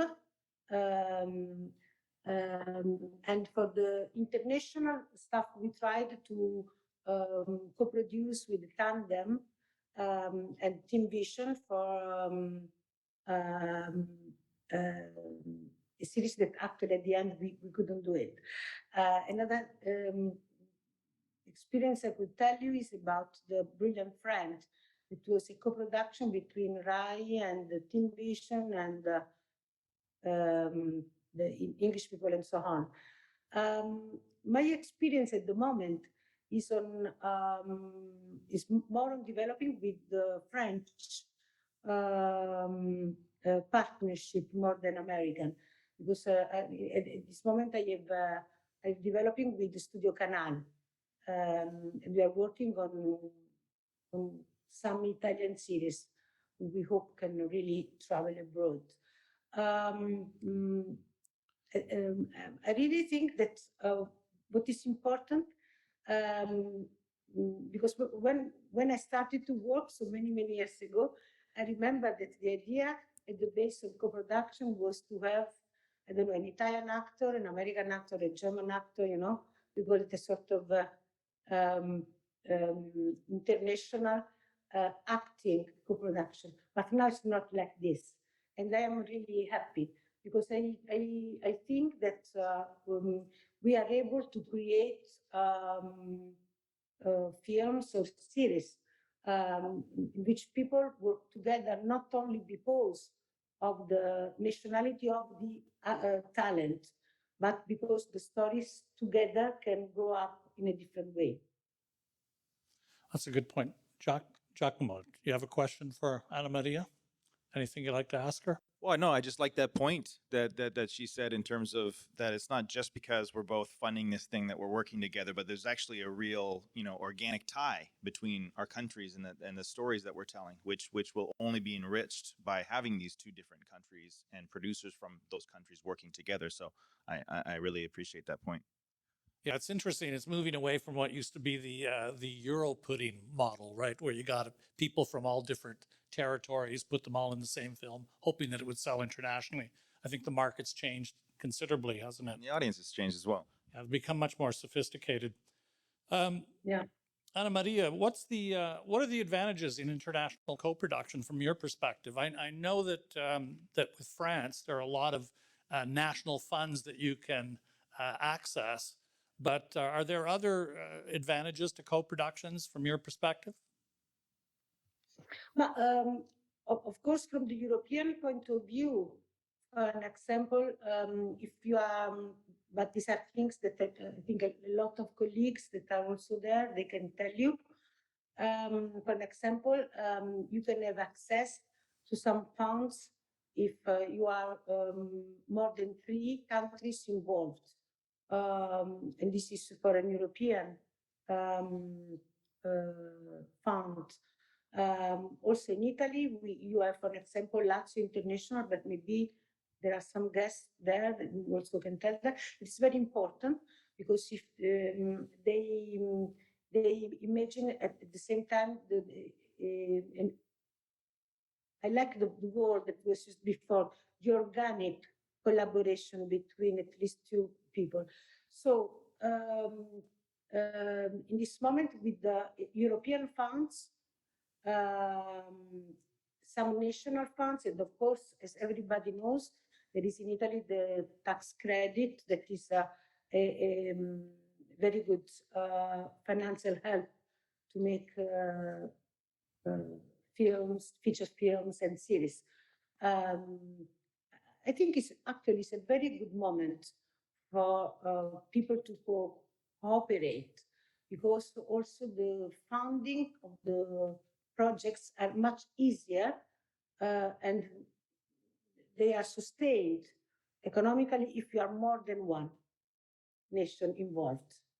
So this is, I don't know if I answered your question. No, it's perfect. Now, speaking of international co-production, I believe that Anna Maria hasn't done a co-production with Canada yet. Yeah, I would like to make it. I would like to make it. No, really. I remember that I had a talk with some people from Braun some years ago, but next time I will come and I will really like to cooperate with you as well. First of all, let me also, because I didn't did it before, thank you for having invited me to this roundtable. It is very interesting and stimulating for all of us. Well, thank you for joining us. And, if you stick around, there will be a representative from Braun Studios. And I know we have a studio full of people with great ideas for Italian-Canadian co-productions. So please do stick around. Final word? Giacomo, would you like to say anything to Anna Maria? Maybe your first Canadian co-production can be with me. We could do it together. Oh, yeah, it would be great. It would be great, absolutely. Okay, Absolutely. so you've got your lead. You're already one step towards an international co-production. Thank you very much, Anna Maria. Please, Ciao, Anna Maria. let's have a round of applause for Anna Maria. And thank you very much. Okay, so now what are we doing next? I've got to flip my page. Whoop, I get it. All right. Don't want to lose my spot. This is where I thank you, are you going to stick around for the rest of the morning, or? Oh, we are. Great. Well, thank you very much. Thank you, and good luck with everything. And I think we should follow up with Anna Maria right afterwards. And I'm between jobs right now myself, so Two of us. I know what it's like. Thank you very much. Let's have Thank a you, round of guys. applause for Thank you, guys. Giacomo Giannotti. Grazie, Giacomo. All right. Now with us from Italy and British Columbia, we have the producers and director of the hit spaghetti western series, That Dirty Black Bag, available on Prime Video and distributed by AMC Networks. But first, let's watch a trailer of the show, That Dirty Black Bag. Roll the clip, please.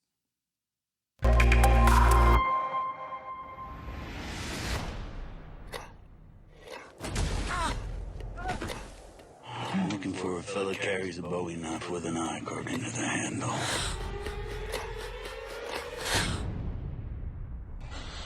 You know, I don't like that. If you had, I might have let you live.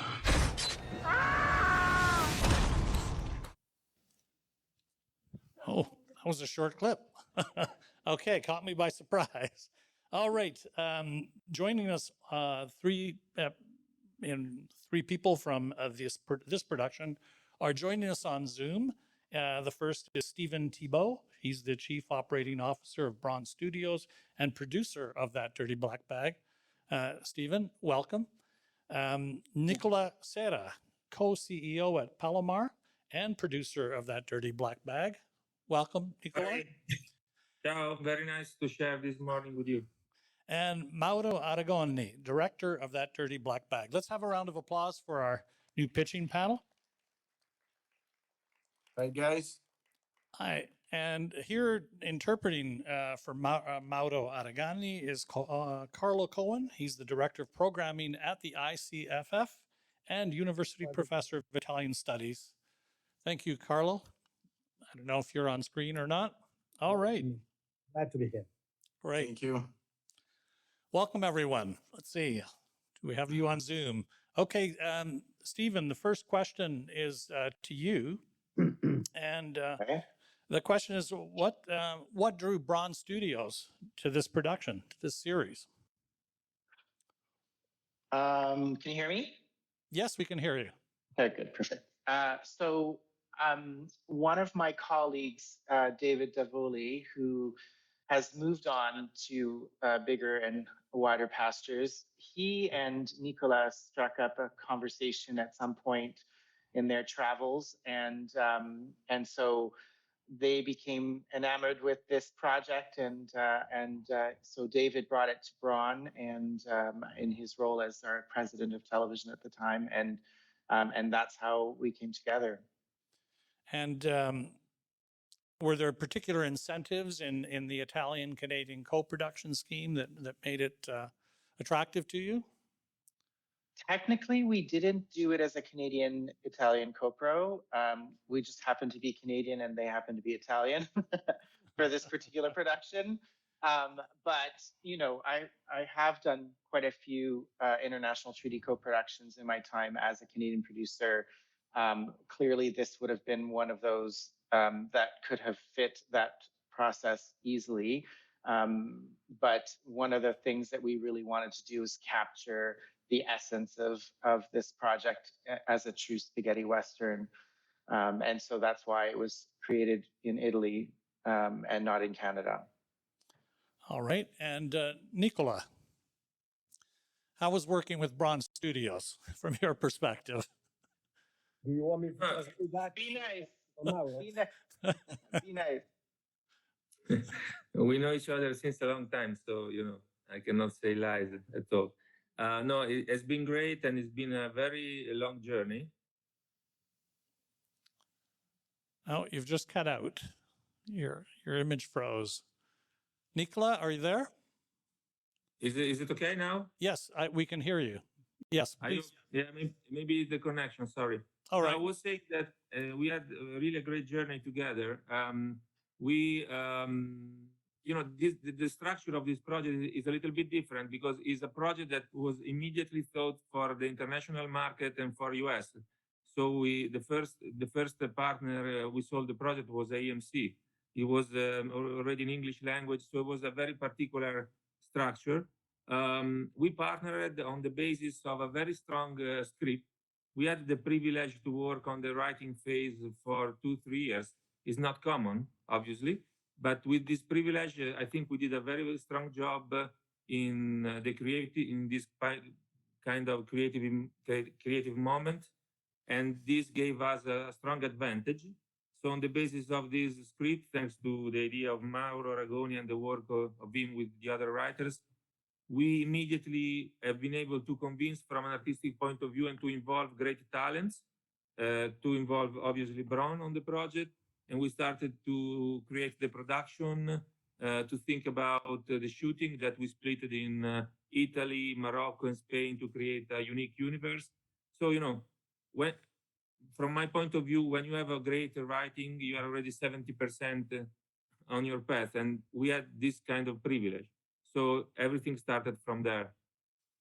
And we tried, we tried to combine let's say the tradition of the spaghetti western, that is an Italian, obviously, footprint, that has an Italian strong footprint with some more modern elements in order to make it more actual and more unexpected. And I think this formula worked. And when you went to AMC Networks, how did you pitch it to them? What was the original pitch that they came in?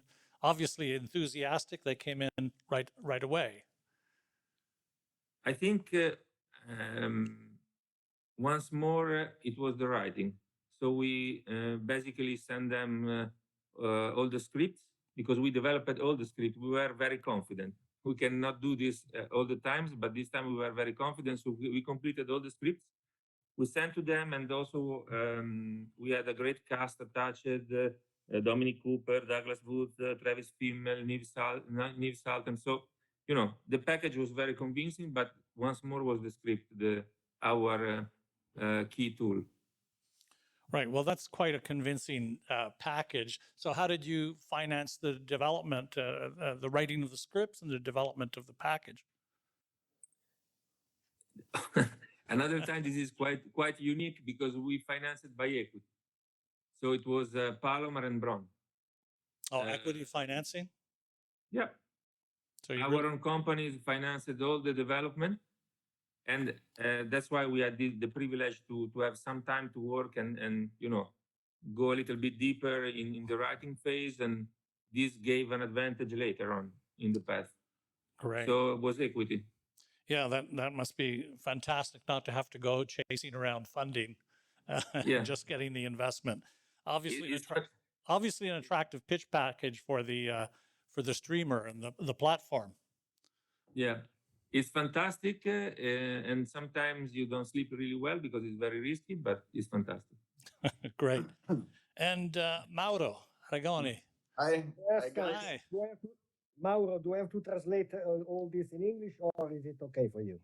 I don't know something, but sorry for my English. Not is the best for this. I asked to help to Carlo, but anyway. But just I prefer maybe speaking Italian for some. Sì, l'italiano va bene. Abbiamo la traduzione. Bene. So, but I will ask the question in English for the audience here. Yeah. I've heard the reference to this genre over and over again this morning as the spaghetti western, and I'm old enough to going to the premiere of the first time the spaghetti westerns were popular. I think in the late 60s and 70s. What do you think of the term spaghetti western? Does that describe what you're doing with that dirty black bag? What I think about spaghetti western. The terms, a spaghetti western as opposed to just a western.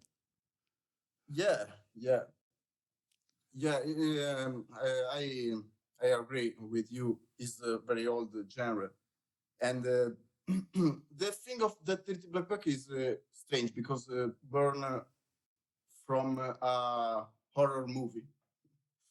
First project was an horror movie, then become a spaghetti western because it's a mix of genre. And also for this is interesting.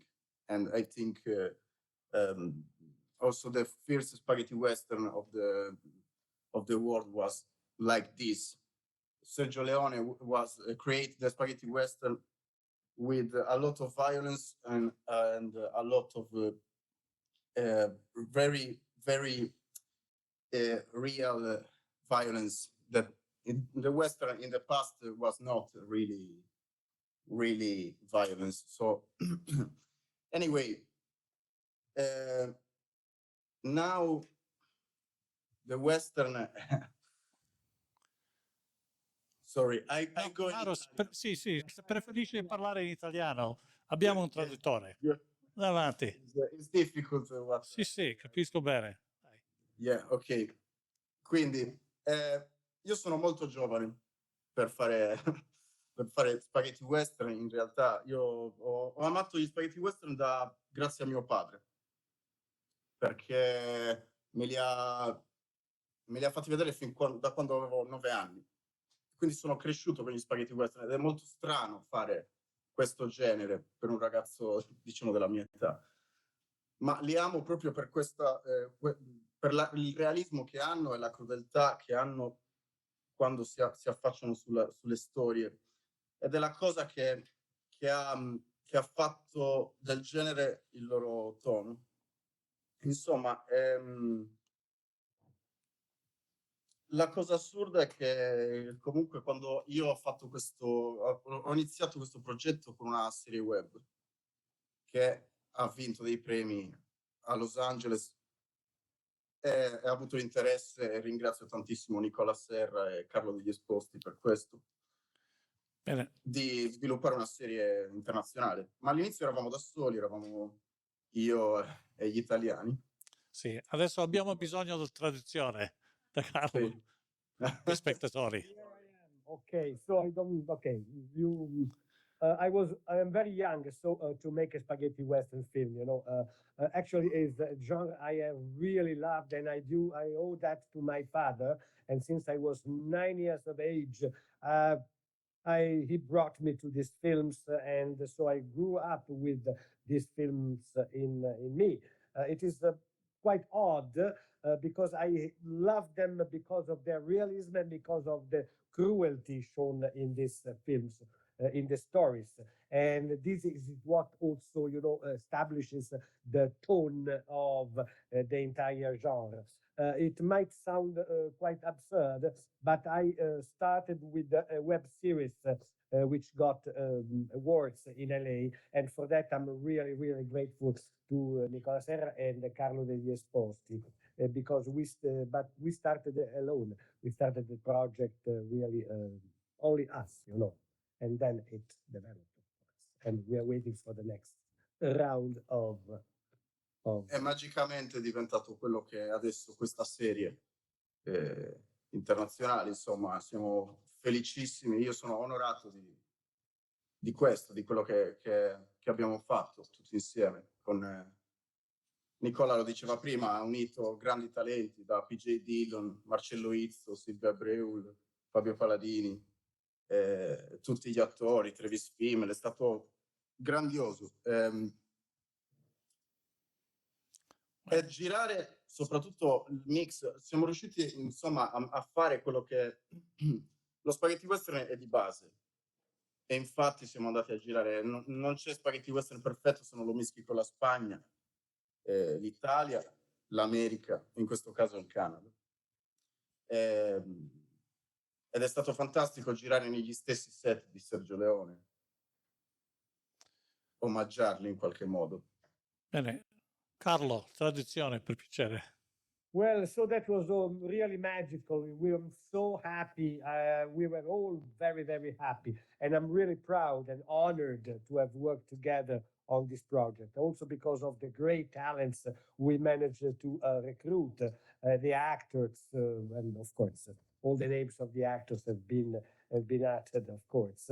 And also the shooting was extremely stimulating and great because to shoot in the same locations where the all films made by Sergio Leone, which are the base of the Italian Western, Spain, Italy, and of course, with a touch of America, in this case, of course, Canada. Well, to shoot on the same sets, on the same locations, has also been a homage paid to Sergio Leone and his legacy. Great, thank you. And I'd like to go back to you, Stephen Thibault Braun.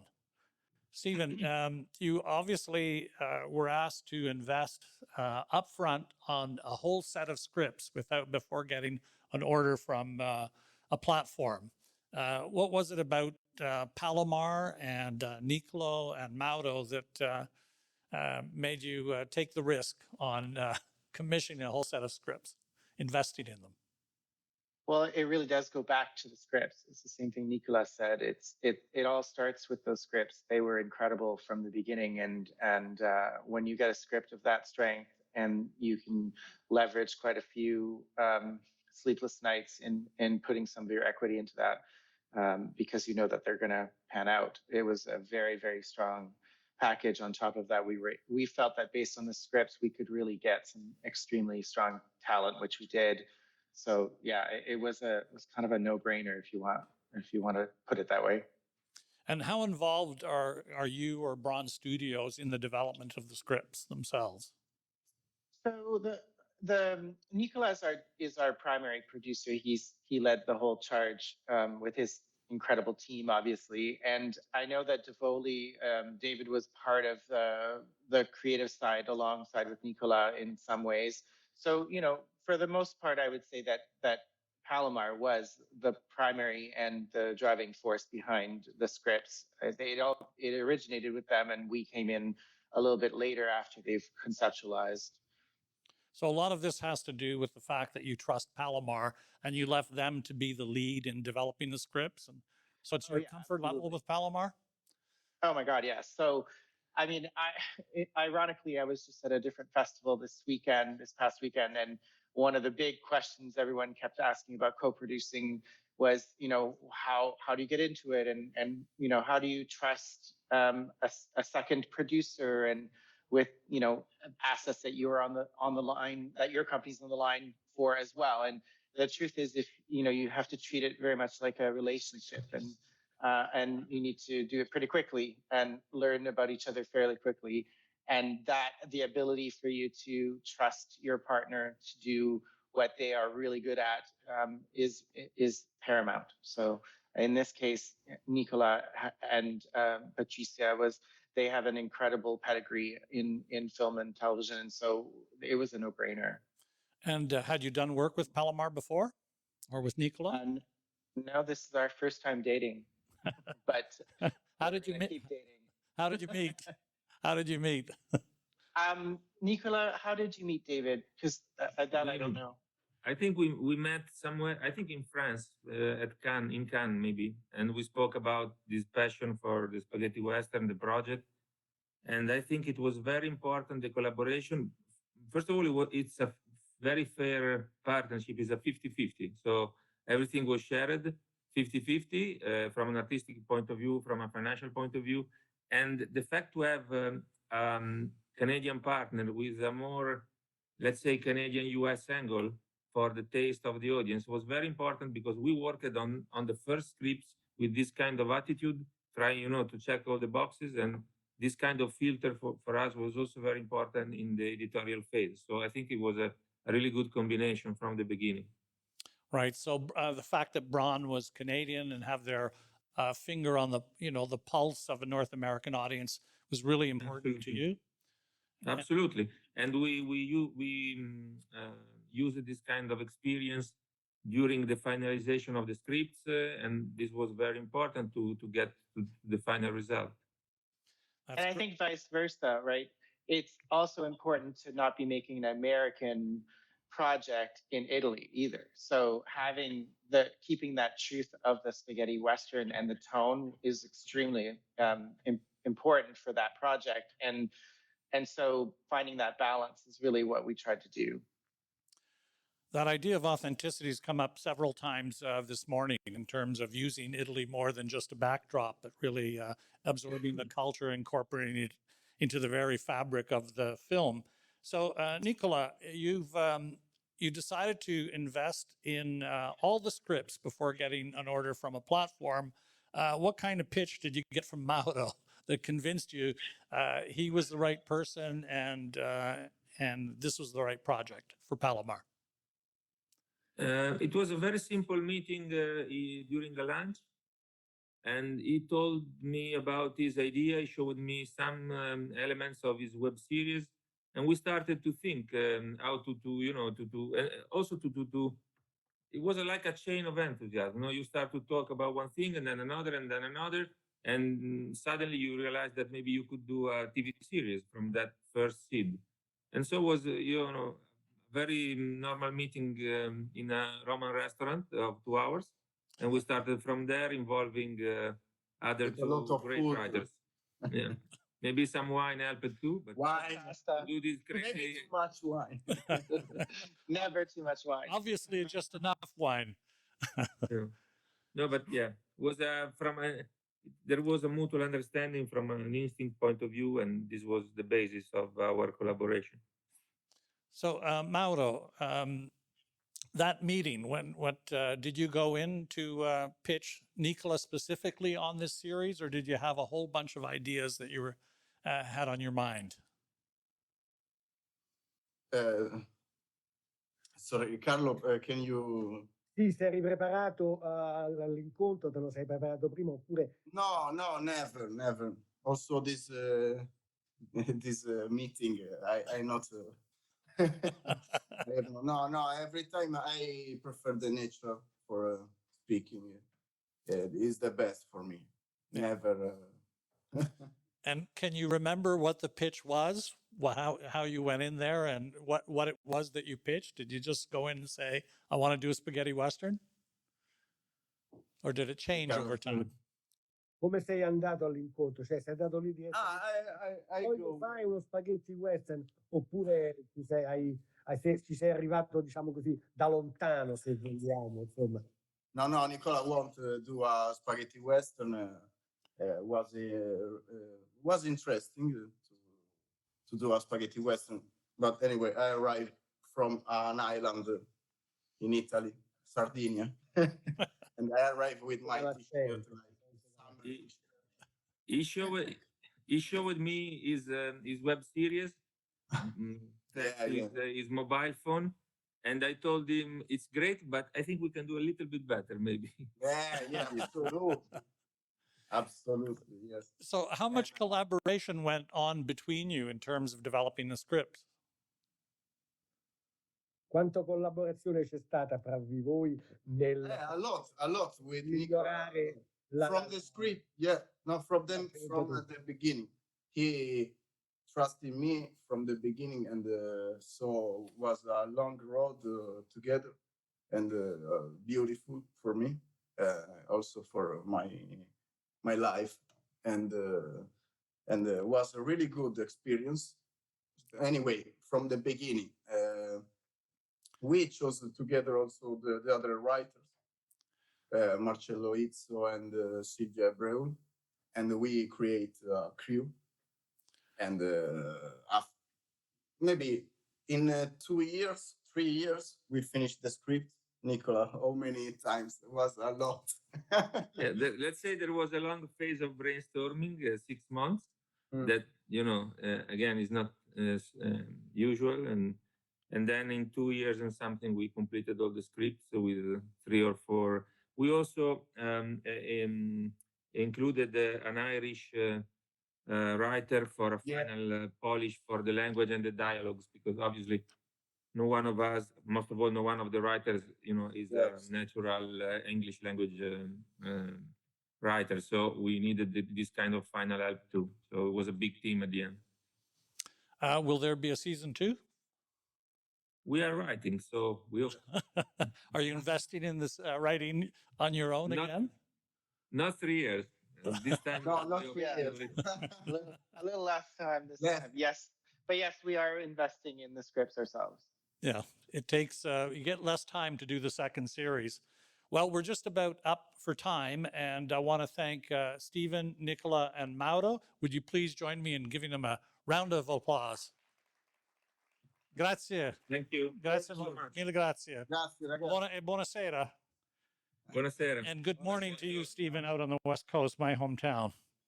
All right. Thank you. All right, moving right along. We're going to our last co-production focus for the day. But first, let me introduce the industry expert that will moderate with me on this segment. She's the executive producer of ETV Films, Inc., a Canadian production company located right here at Pinewood Toronto Studios. In her slate of films, she's produced the Italian-Canadian feature Compulsion, a film that went on to gain international recognition. Hi, welcome. Let's have a round of applause for Moira Romana. Ciao, benvenuto. And I believe, shall we kick it off with the trailer? We have a trailer for the film? Or for the, yes, let's show the trailer.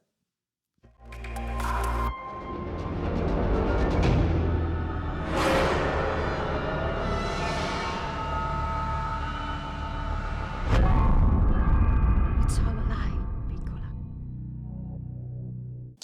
It's a short trailer. All right. Thank you. Moira? Buongiorno, good morning. So nice to have everyone here at the ICFF Industry Day, which is now, I believe, in its 10th year. So we're really excited to have such a distinguished participant group of filmmakers from around the world. And so I think we're going to be talking to the film producers for the Lamborghini movie, and I'm just wondering where they are.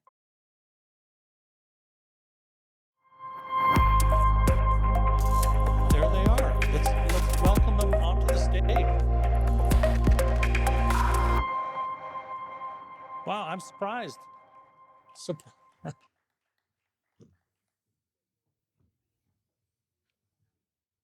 Ciao.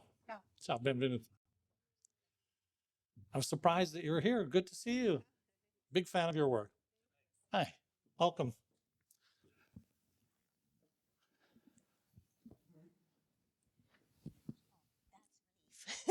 It's so nice to have you back, Andrea, and it's so nice to have you here, Mira, for such an exciting event.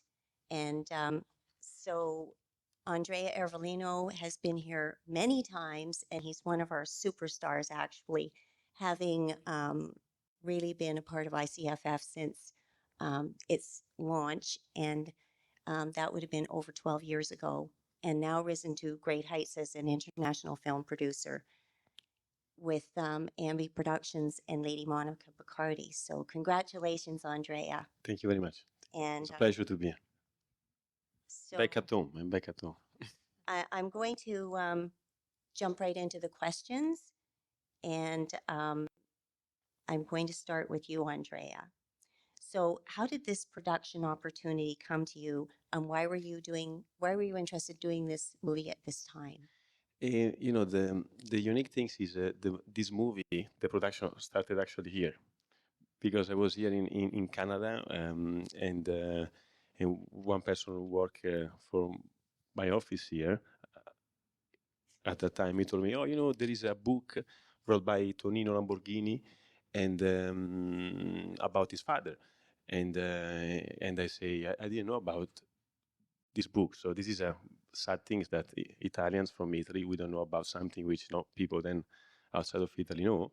So I say, this is a great idea. And basically, 2 months later, I was in Venice for a movie, and I invited Tonino to come, and I say, I want to do this movie immediately. So, and then we started this long process. So it was not easy, because when you touch the story of somebody told by his son, and you know, there is a lot of emotion attached, no?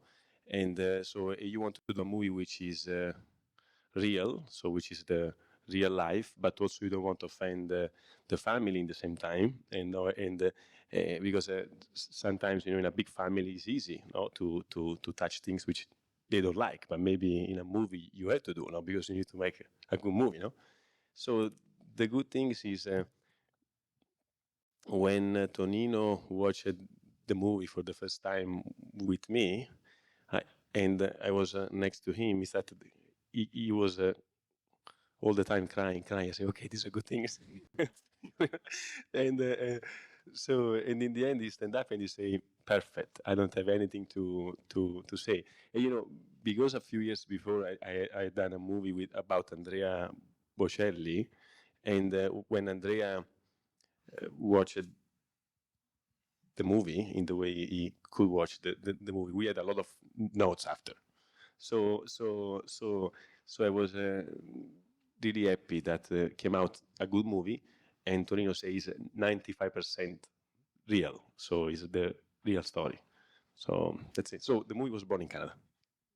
That's wonderful to discover. Moira, if I can interrupt a second, I'm here. So first of all, thank you so much, Andrea. First of all, because you are here, but the most important thing, because you brought Mira Sorvino in Toronto. So thank you very, very much. It is a miracle for us. And second of all, I'd like to show the trailer of the movie, so the people that haven't seen it, because it was difficult, we are going to have the theatrical premiere tonight, they can have a taste of what Lamborghini movie is.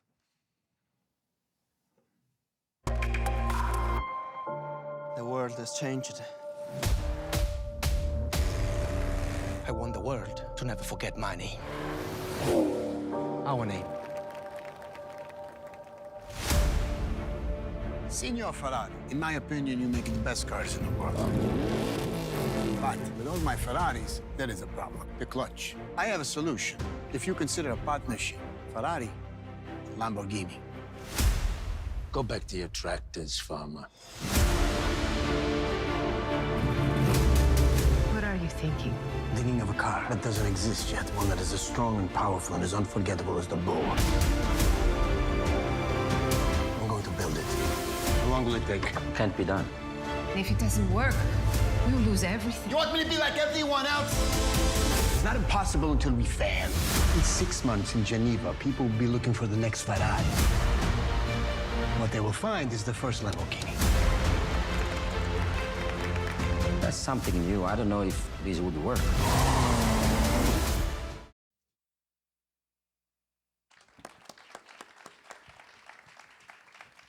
Well, that certainly put us in the mood. There are always challenges with making a major production like this. Could you just address maybe some of the most interesting ones that you had on the way to completing the film? This movie was not easy to finish because at one point, maybe somebody of you knew, because I saw some friend here, which was also involved in the movie in some way. So what did happen, we had an actor in the movie which need to play the lead role, and then this actor had improvisely an health issue, and so we did the first part of the movie with the young Lamborghini, with basically an actor thinking the other actor will play the old Lamborghini, will be that face. And actually then we shot, we were only able to shoot the first part. So, and then this actor had this health issue, he was not able to work for months. And then when we were able to start again, basically COVID arrived, so we were not able to shoot anymore. And then at one point we were trying to find a new slot to finish the movie. That actor is a very good friend of mine. We did 4 movies together, and but at one point I say I had to do the movie in this day, in this month, in this way. So I say, so I had to leave you. Sorry about that, no? But we are very good friends. So this movie took, because of this, between this situation and the COVID, we were basically for 2 years with a part of the movie shot and a part of the movie No. So, you know, when you buy rights, as you know, they also expire, no? At one point.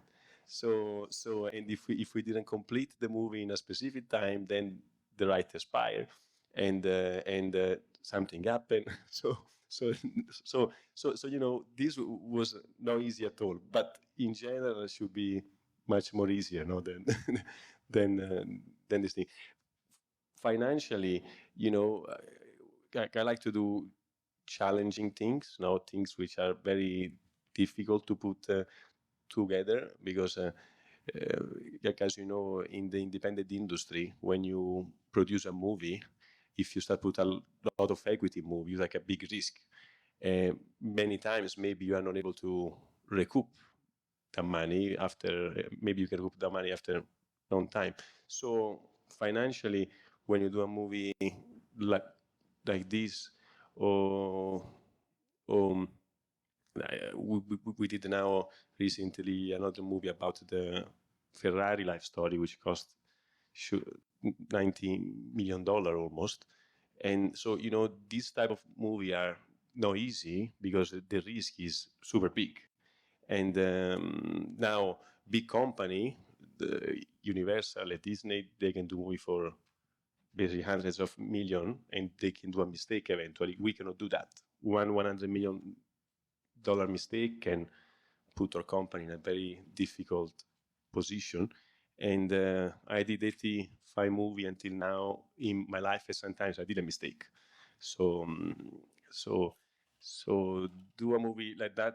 I think the first things which you need to do, you need to put a little equity, but you need to be able to cover yourself, as all of us we do, no, with international sales, and try to sell the movie as much as you can upfront. And this is what we have done for this movie. And then on the artistic point of view, you need to have the best. So when you are lucky, when you have such a good cast and very, amazing actor. So this is also a way now to have the cast of a movie a true, no? Well, I have a question for you, Mira. What was this experience? What was the experience like for you? I loved it. I had met Andrea and Lady Monica at the Ischia Film Festival a few years back, and they had presented me with an award actually at like 1 a.m. because those ceremonies take place very, very late. And liked them very much, but had never worked with them before. And then Bruno Rosato, who is, I don't know if he's here today. Is he here? No. Okay, but he's a Canadian and Italian casting director, and he called me and said, would you be interested in doing this film about the life of Lamborghini, and you'd be playing his wife Anita.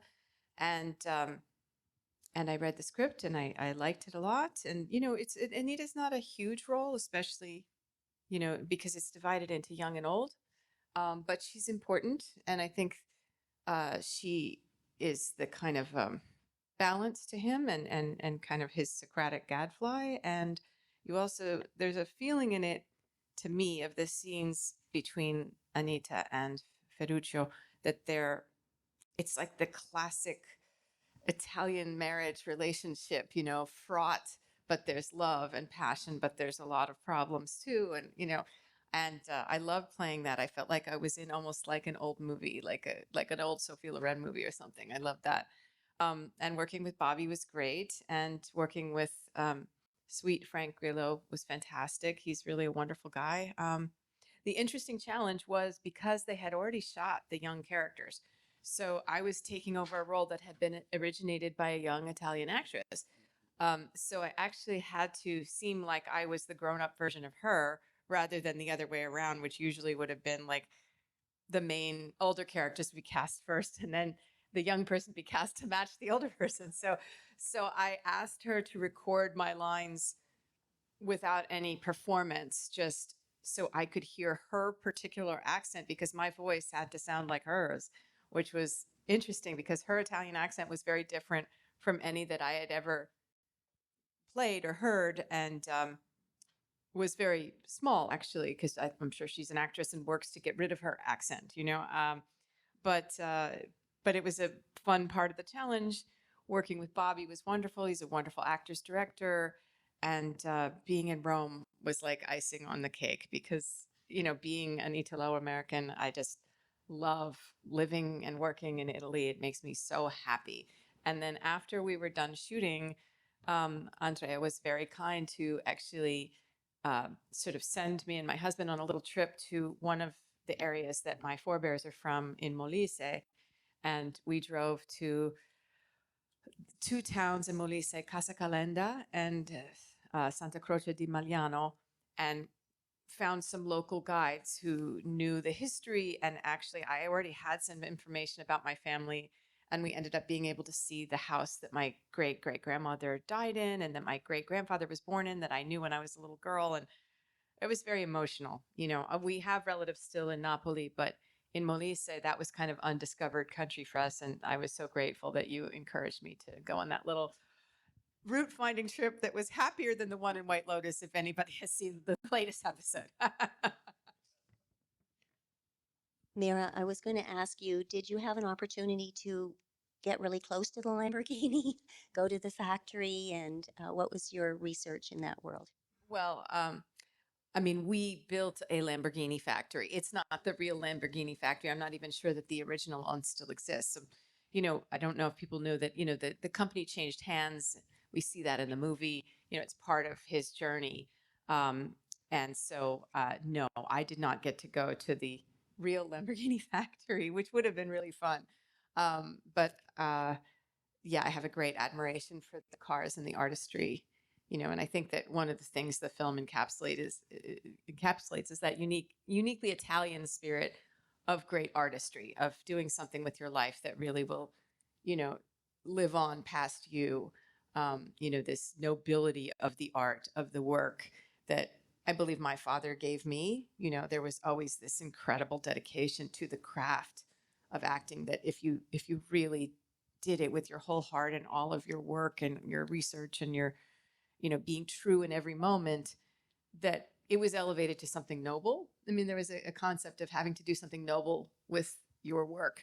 And I think Ferruccio is the exemplar of that. But I think it is, you know, not the only country that has this, but I do think this is part of our Italian legacy as humans, that we aspire to something beautiful and great.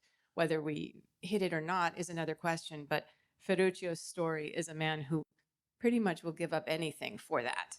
And it was really neat to be a part of that story. Well, speaking of Italian craftsmanship, I know we've got Bobby Moresco on Zoom, and I'd like to bring him in. Bobby, welcome. Thank you. It was wonderful listening to Mira talk about the movie and Andrea. So thank you. I was happy to be here. And I'm wondering for you, what's it like working on what's the experience of an Italian-Canadian co-production? Is it different from other things you've done, the same?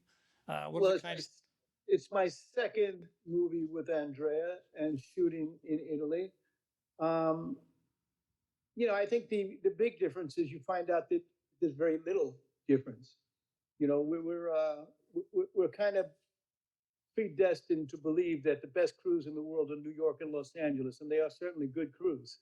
But then you find out, you go to Rome, you find out they're great crews. They can do everything we do in New York and Los Angeles, and they can do it as well. Maybe not better, but as well. So for me, that was the big surprise, that we've got great artisans working at every level of the production. That was really helpful. The second thing is the lunch. When we take lunch in Italy, we take lunch in Italy.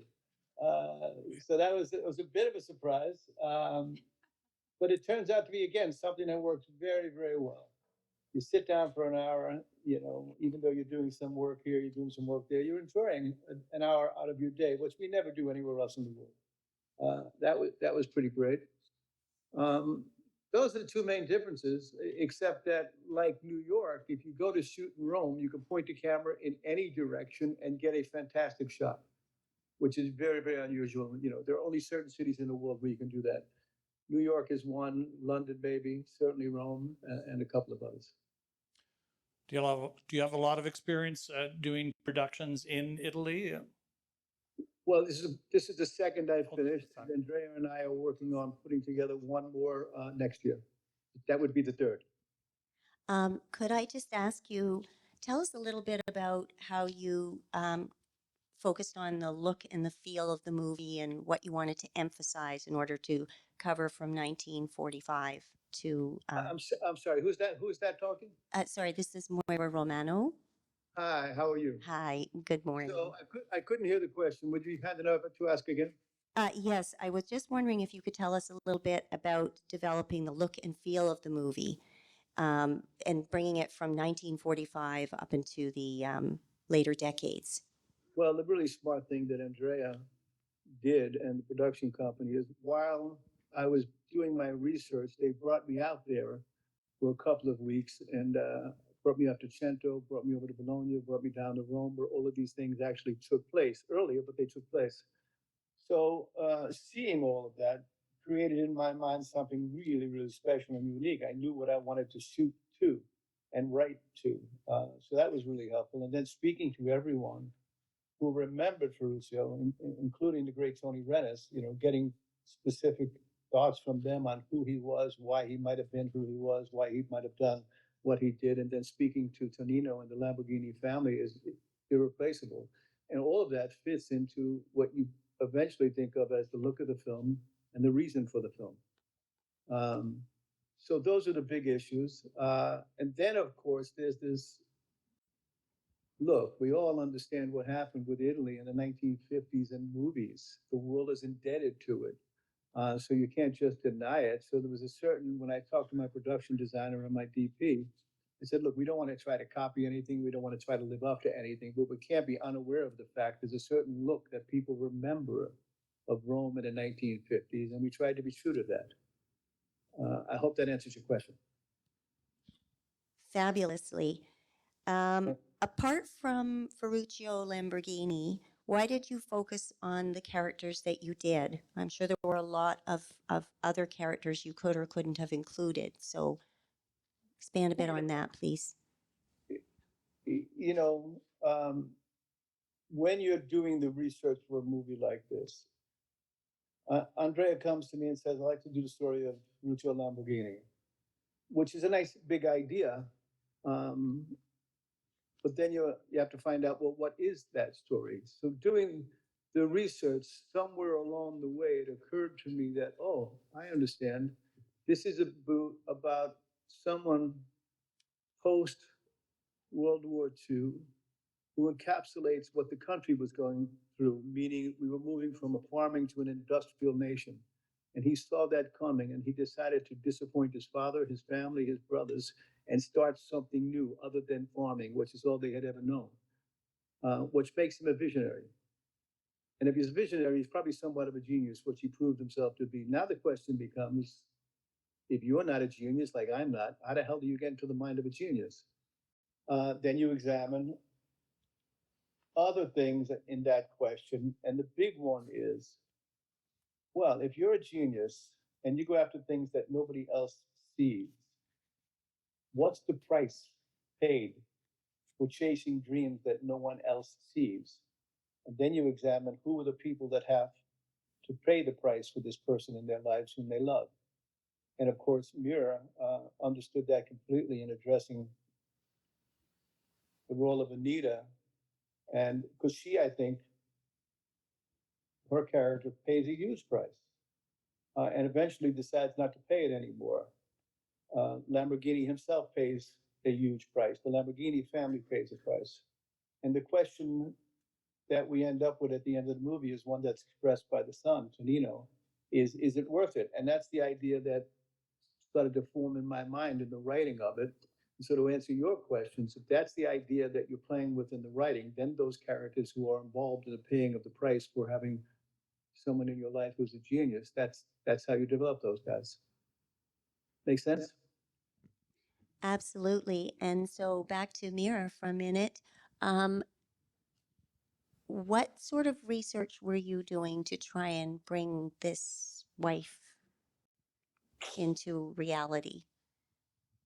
Well, I read as much as I could about her, and we actually had a lovely dinner with Tonino, the real son who wrote the book, and he had some insight to her. I had spoken with him actually via FaceTime before that, before I actually tackled a bunch of the scenes to kind of better understand her. And he had, very fond feelings towards her and described her also as a very strong woman that the company wouldn't have really survived without her, that she did all the books and that she was really this, kind of the practical one. But he had great love for her, even though she was not his biological mom. She raised him from a baby, and it's the only mother he ever knew. So I wanted to make her an admirable character, one with strength, but also with vulnerability. That the fine line, and Bobby and I discussed it, was that each scene is a bit of a conflict, and so I didn't want you to think of her as just this sort of harridan who just never gets Ferruccio. But that at a certain point, like, as you watch the movie, you'll understand like the challenges she's dealing with.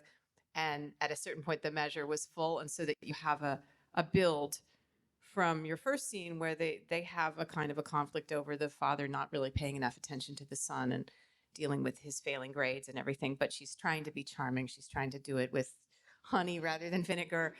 And then it starts, the problems in the marriage become greater, or her awareness of the problems in the marriage become greater. And you have this wonderful fight scene at the dinner table involving some bread, which I love. And then we have our kind of, final like confrontation at a, beautiful nightclub setting, beautiful 1950s with the young Tony Rennis, actor playing Tony Rennis, singing Quando, Quando, Quando. And it's such a beautiful setting. And then it's such a sort of tragic moment between the two characters. So, yeah, I just tried to bring her vulnerability and strength both there. Yeah. And I thought she did it beautifully. I hope you guys do as well when you see the movie. Thank you, Bobby. I have one more question for Andrea. So while you were doing this, worldly things were changing, like box office as one of the basis for contracts. How did you manage to negotiate through all those contracts while that was going on? And how did you pivot in order to meet all the prerequisites for shooting during, pandemic mandates? Yeah,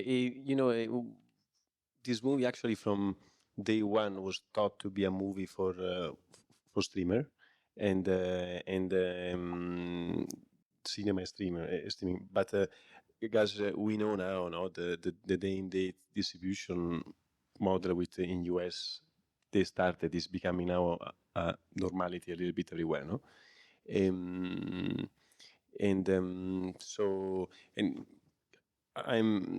on that point of view, we didn't have any challenge actually. So because we didn't need to change anything, and I'm happy because last week our movie was at the second position in the streaming, so it's going well, and I'm happy about that. And one thing which I would like to add on the story and the things is when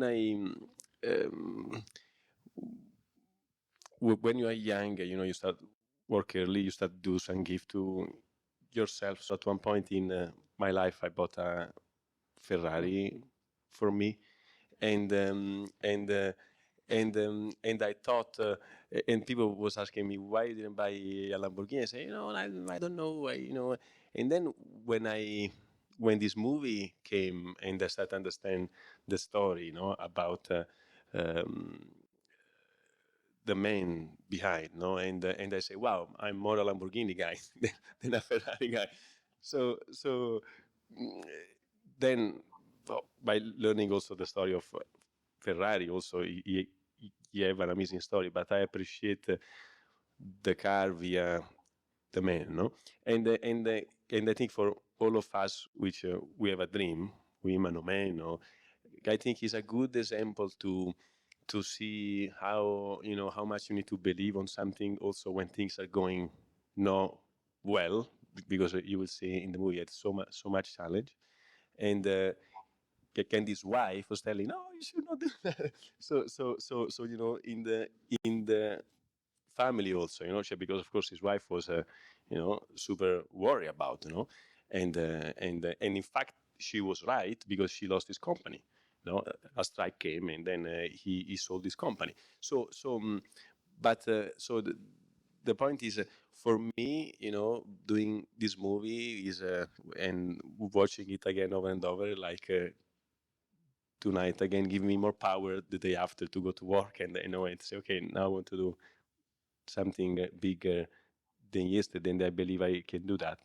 And one thing which I did made me confused in life by understanding this story is how, because you see him in the movie in the end basically alone, no, and then you think about to achieve your goal, no, how much you should give up on your private life, and this is for me is a I cannot understand. So this movie created confusion for me on that, because actually me, I really believe in relationship, also in work, in family.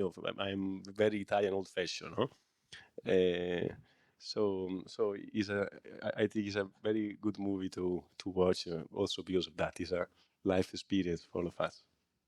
So Mira, from the just picking up on what you said, because this kind of is my period of my time in Italy and with my parents, going from agriculture to becoming machinists and the industrial age. But from the perspective of the character that you inhabited, was his dream worth it at the cost of his family? Well, I always think there should be a way to have both, or to make compromises so that you can keep both. Maybe you don't get as high, or, but you keep both, because ultimately the real gold in life is family to me, and love. That, like, love is the most important thing, not achievement. But obviously I've also been a very high achieving person. So there has to be some kind of work-life balance. And I think, part of his issue, which we see, is that he's kind of got a wandering eye, so I think had he not been interested in other women all the time, that he could have kept the family together a little better. But also you see that beautiful, sad scene towards the end with the son having dinner with him at the table. And I think by this point, Anita has passed on too, because I think she died before he did. And that song, Cats in the Cradle, that kept going through my head when I was watching it, that basically the son is keeping the father a little bit at arm's length because he was never really that invested or there for him when he was young. And that is a tragedy to me. That's tragic, even though his professional arc was, largely a success. That's really tragic when you don't have that relationship with your children as you're entering your golden years. Great.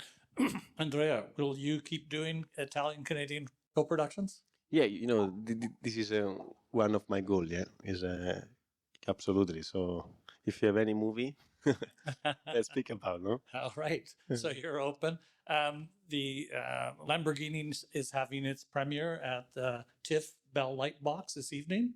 You'll be there, both of you. Fantastic. So I hope you'll be able to join us there. Thank you very much to the panel. Thank you to Bobby Moresco online. Thank you, Bobby. Andrea, Mira, thank you very much. Thank you. And Moira, thank you very much for joining us. Thanks.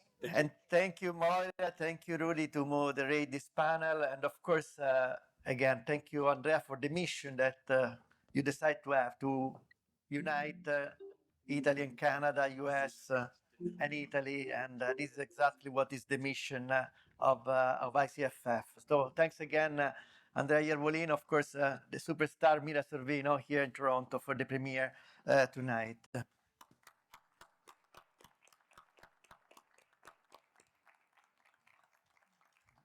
So, Rudy, I think that we have some other Italian-Canadian producers coming on board, not from Toronto, but even from your coast. Yeah, coming over there.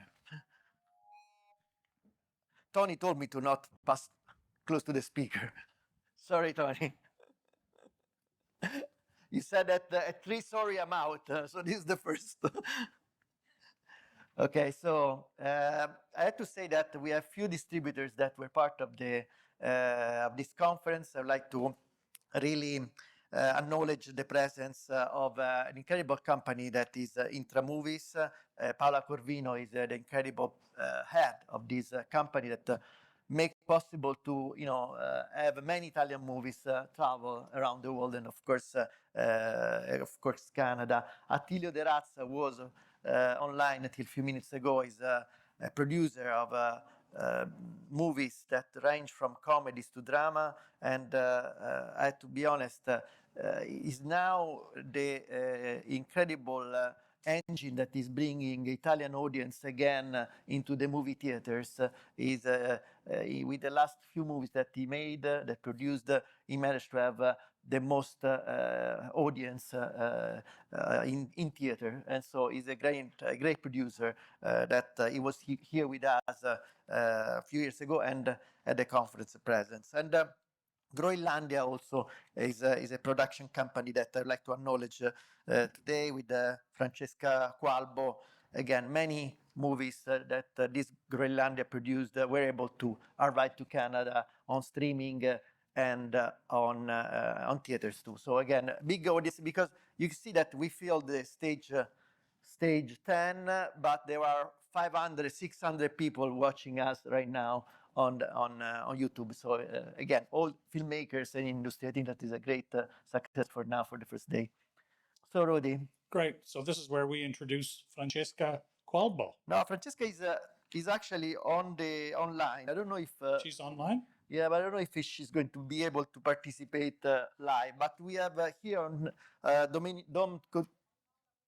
Okay, Paola Corvino is online. Paola, can you hear us? Okay, Paola.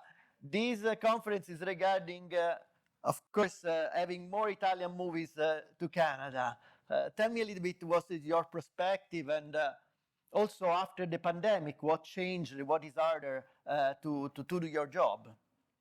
Well, I would like very much for Italian movies to be more Italian movies in Canada, but that would mean that we would need more Canadian distributors to get interested into the movies, the Italian movies. And it's not been very easy as of late. And also sometimes what we do, we manage to have an American distributor who will pick up also the Canadian rights. And this is happening more and more. While a few years ago, we used to have also movies that would go to Canadian cinemas and not necessarily to the United States one. I would very much like to change this, but at the moment I don't have a receipt for it, and I'm studying. Okay. So do you think that, we have seen many Italian series, TV series, now going on the major main streaming platforms like Netflix and Amazon here in North America, or even movies, feature films. Of course, we have seen an increase of the titles. Okay. Okay, Paola. So I think that... So that brings us to the end of our can you hear first us now? day of the conference here at Pinewood Studios. You've been very patient. You've also had very strong bladders, as I can tell. I'm glad I didn't go for that third cup of coffee. So, but it's been a great afternoon, full of lots of opportunities, all different kinds of productions, all different kinds of collaborations. And again, be sure to stick around, network with your colleagues, meet some new people that you shook hands with earlier on. And over to you, Cristiano. Hey, Rudy, thank you so much to be with us, be the moderator. It was very complex to organize something like this. As you can see, it's a TV show and a conference together. And again, I couldn't make it without you and all the moderators that were on this stage, the panelists, you audience that came. I have to tell you that at 2 we have the B2B, so you can ask for a meeting. And most important, tomorrow we have an incredible rich program with SIRT, digital human and visual productions and immersive animation. With us tomorrow is going to be Miles Dale, Oscar winner, producer for The Shape of Water, and now creative lead behind the Disney immersive exhibition. Miles Dale has a mother that is Italian. You understand why the connection. And it's going to be an honor for us to have, of course, Disney with us tomorrow. At the point at 3 p.m., if you like, also Pinewood Studios is going to offer a short tour of this incredible facility. The one that wants to participate, please come to me and I will sign for this incredible tour. Have a nice lunch. Thank you so much for all the technical team. Let's have a round of applause for the technical team. Antonio, of course, Mara, Donatella, and everybody, Natalie, and of course the board of directors of ICFF. Thank you so much. Buona giornata.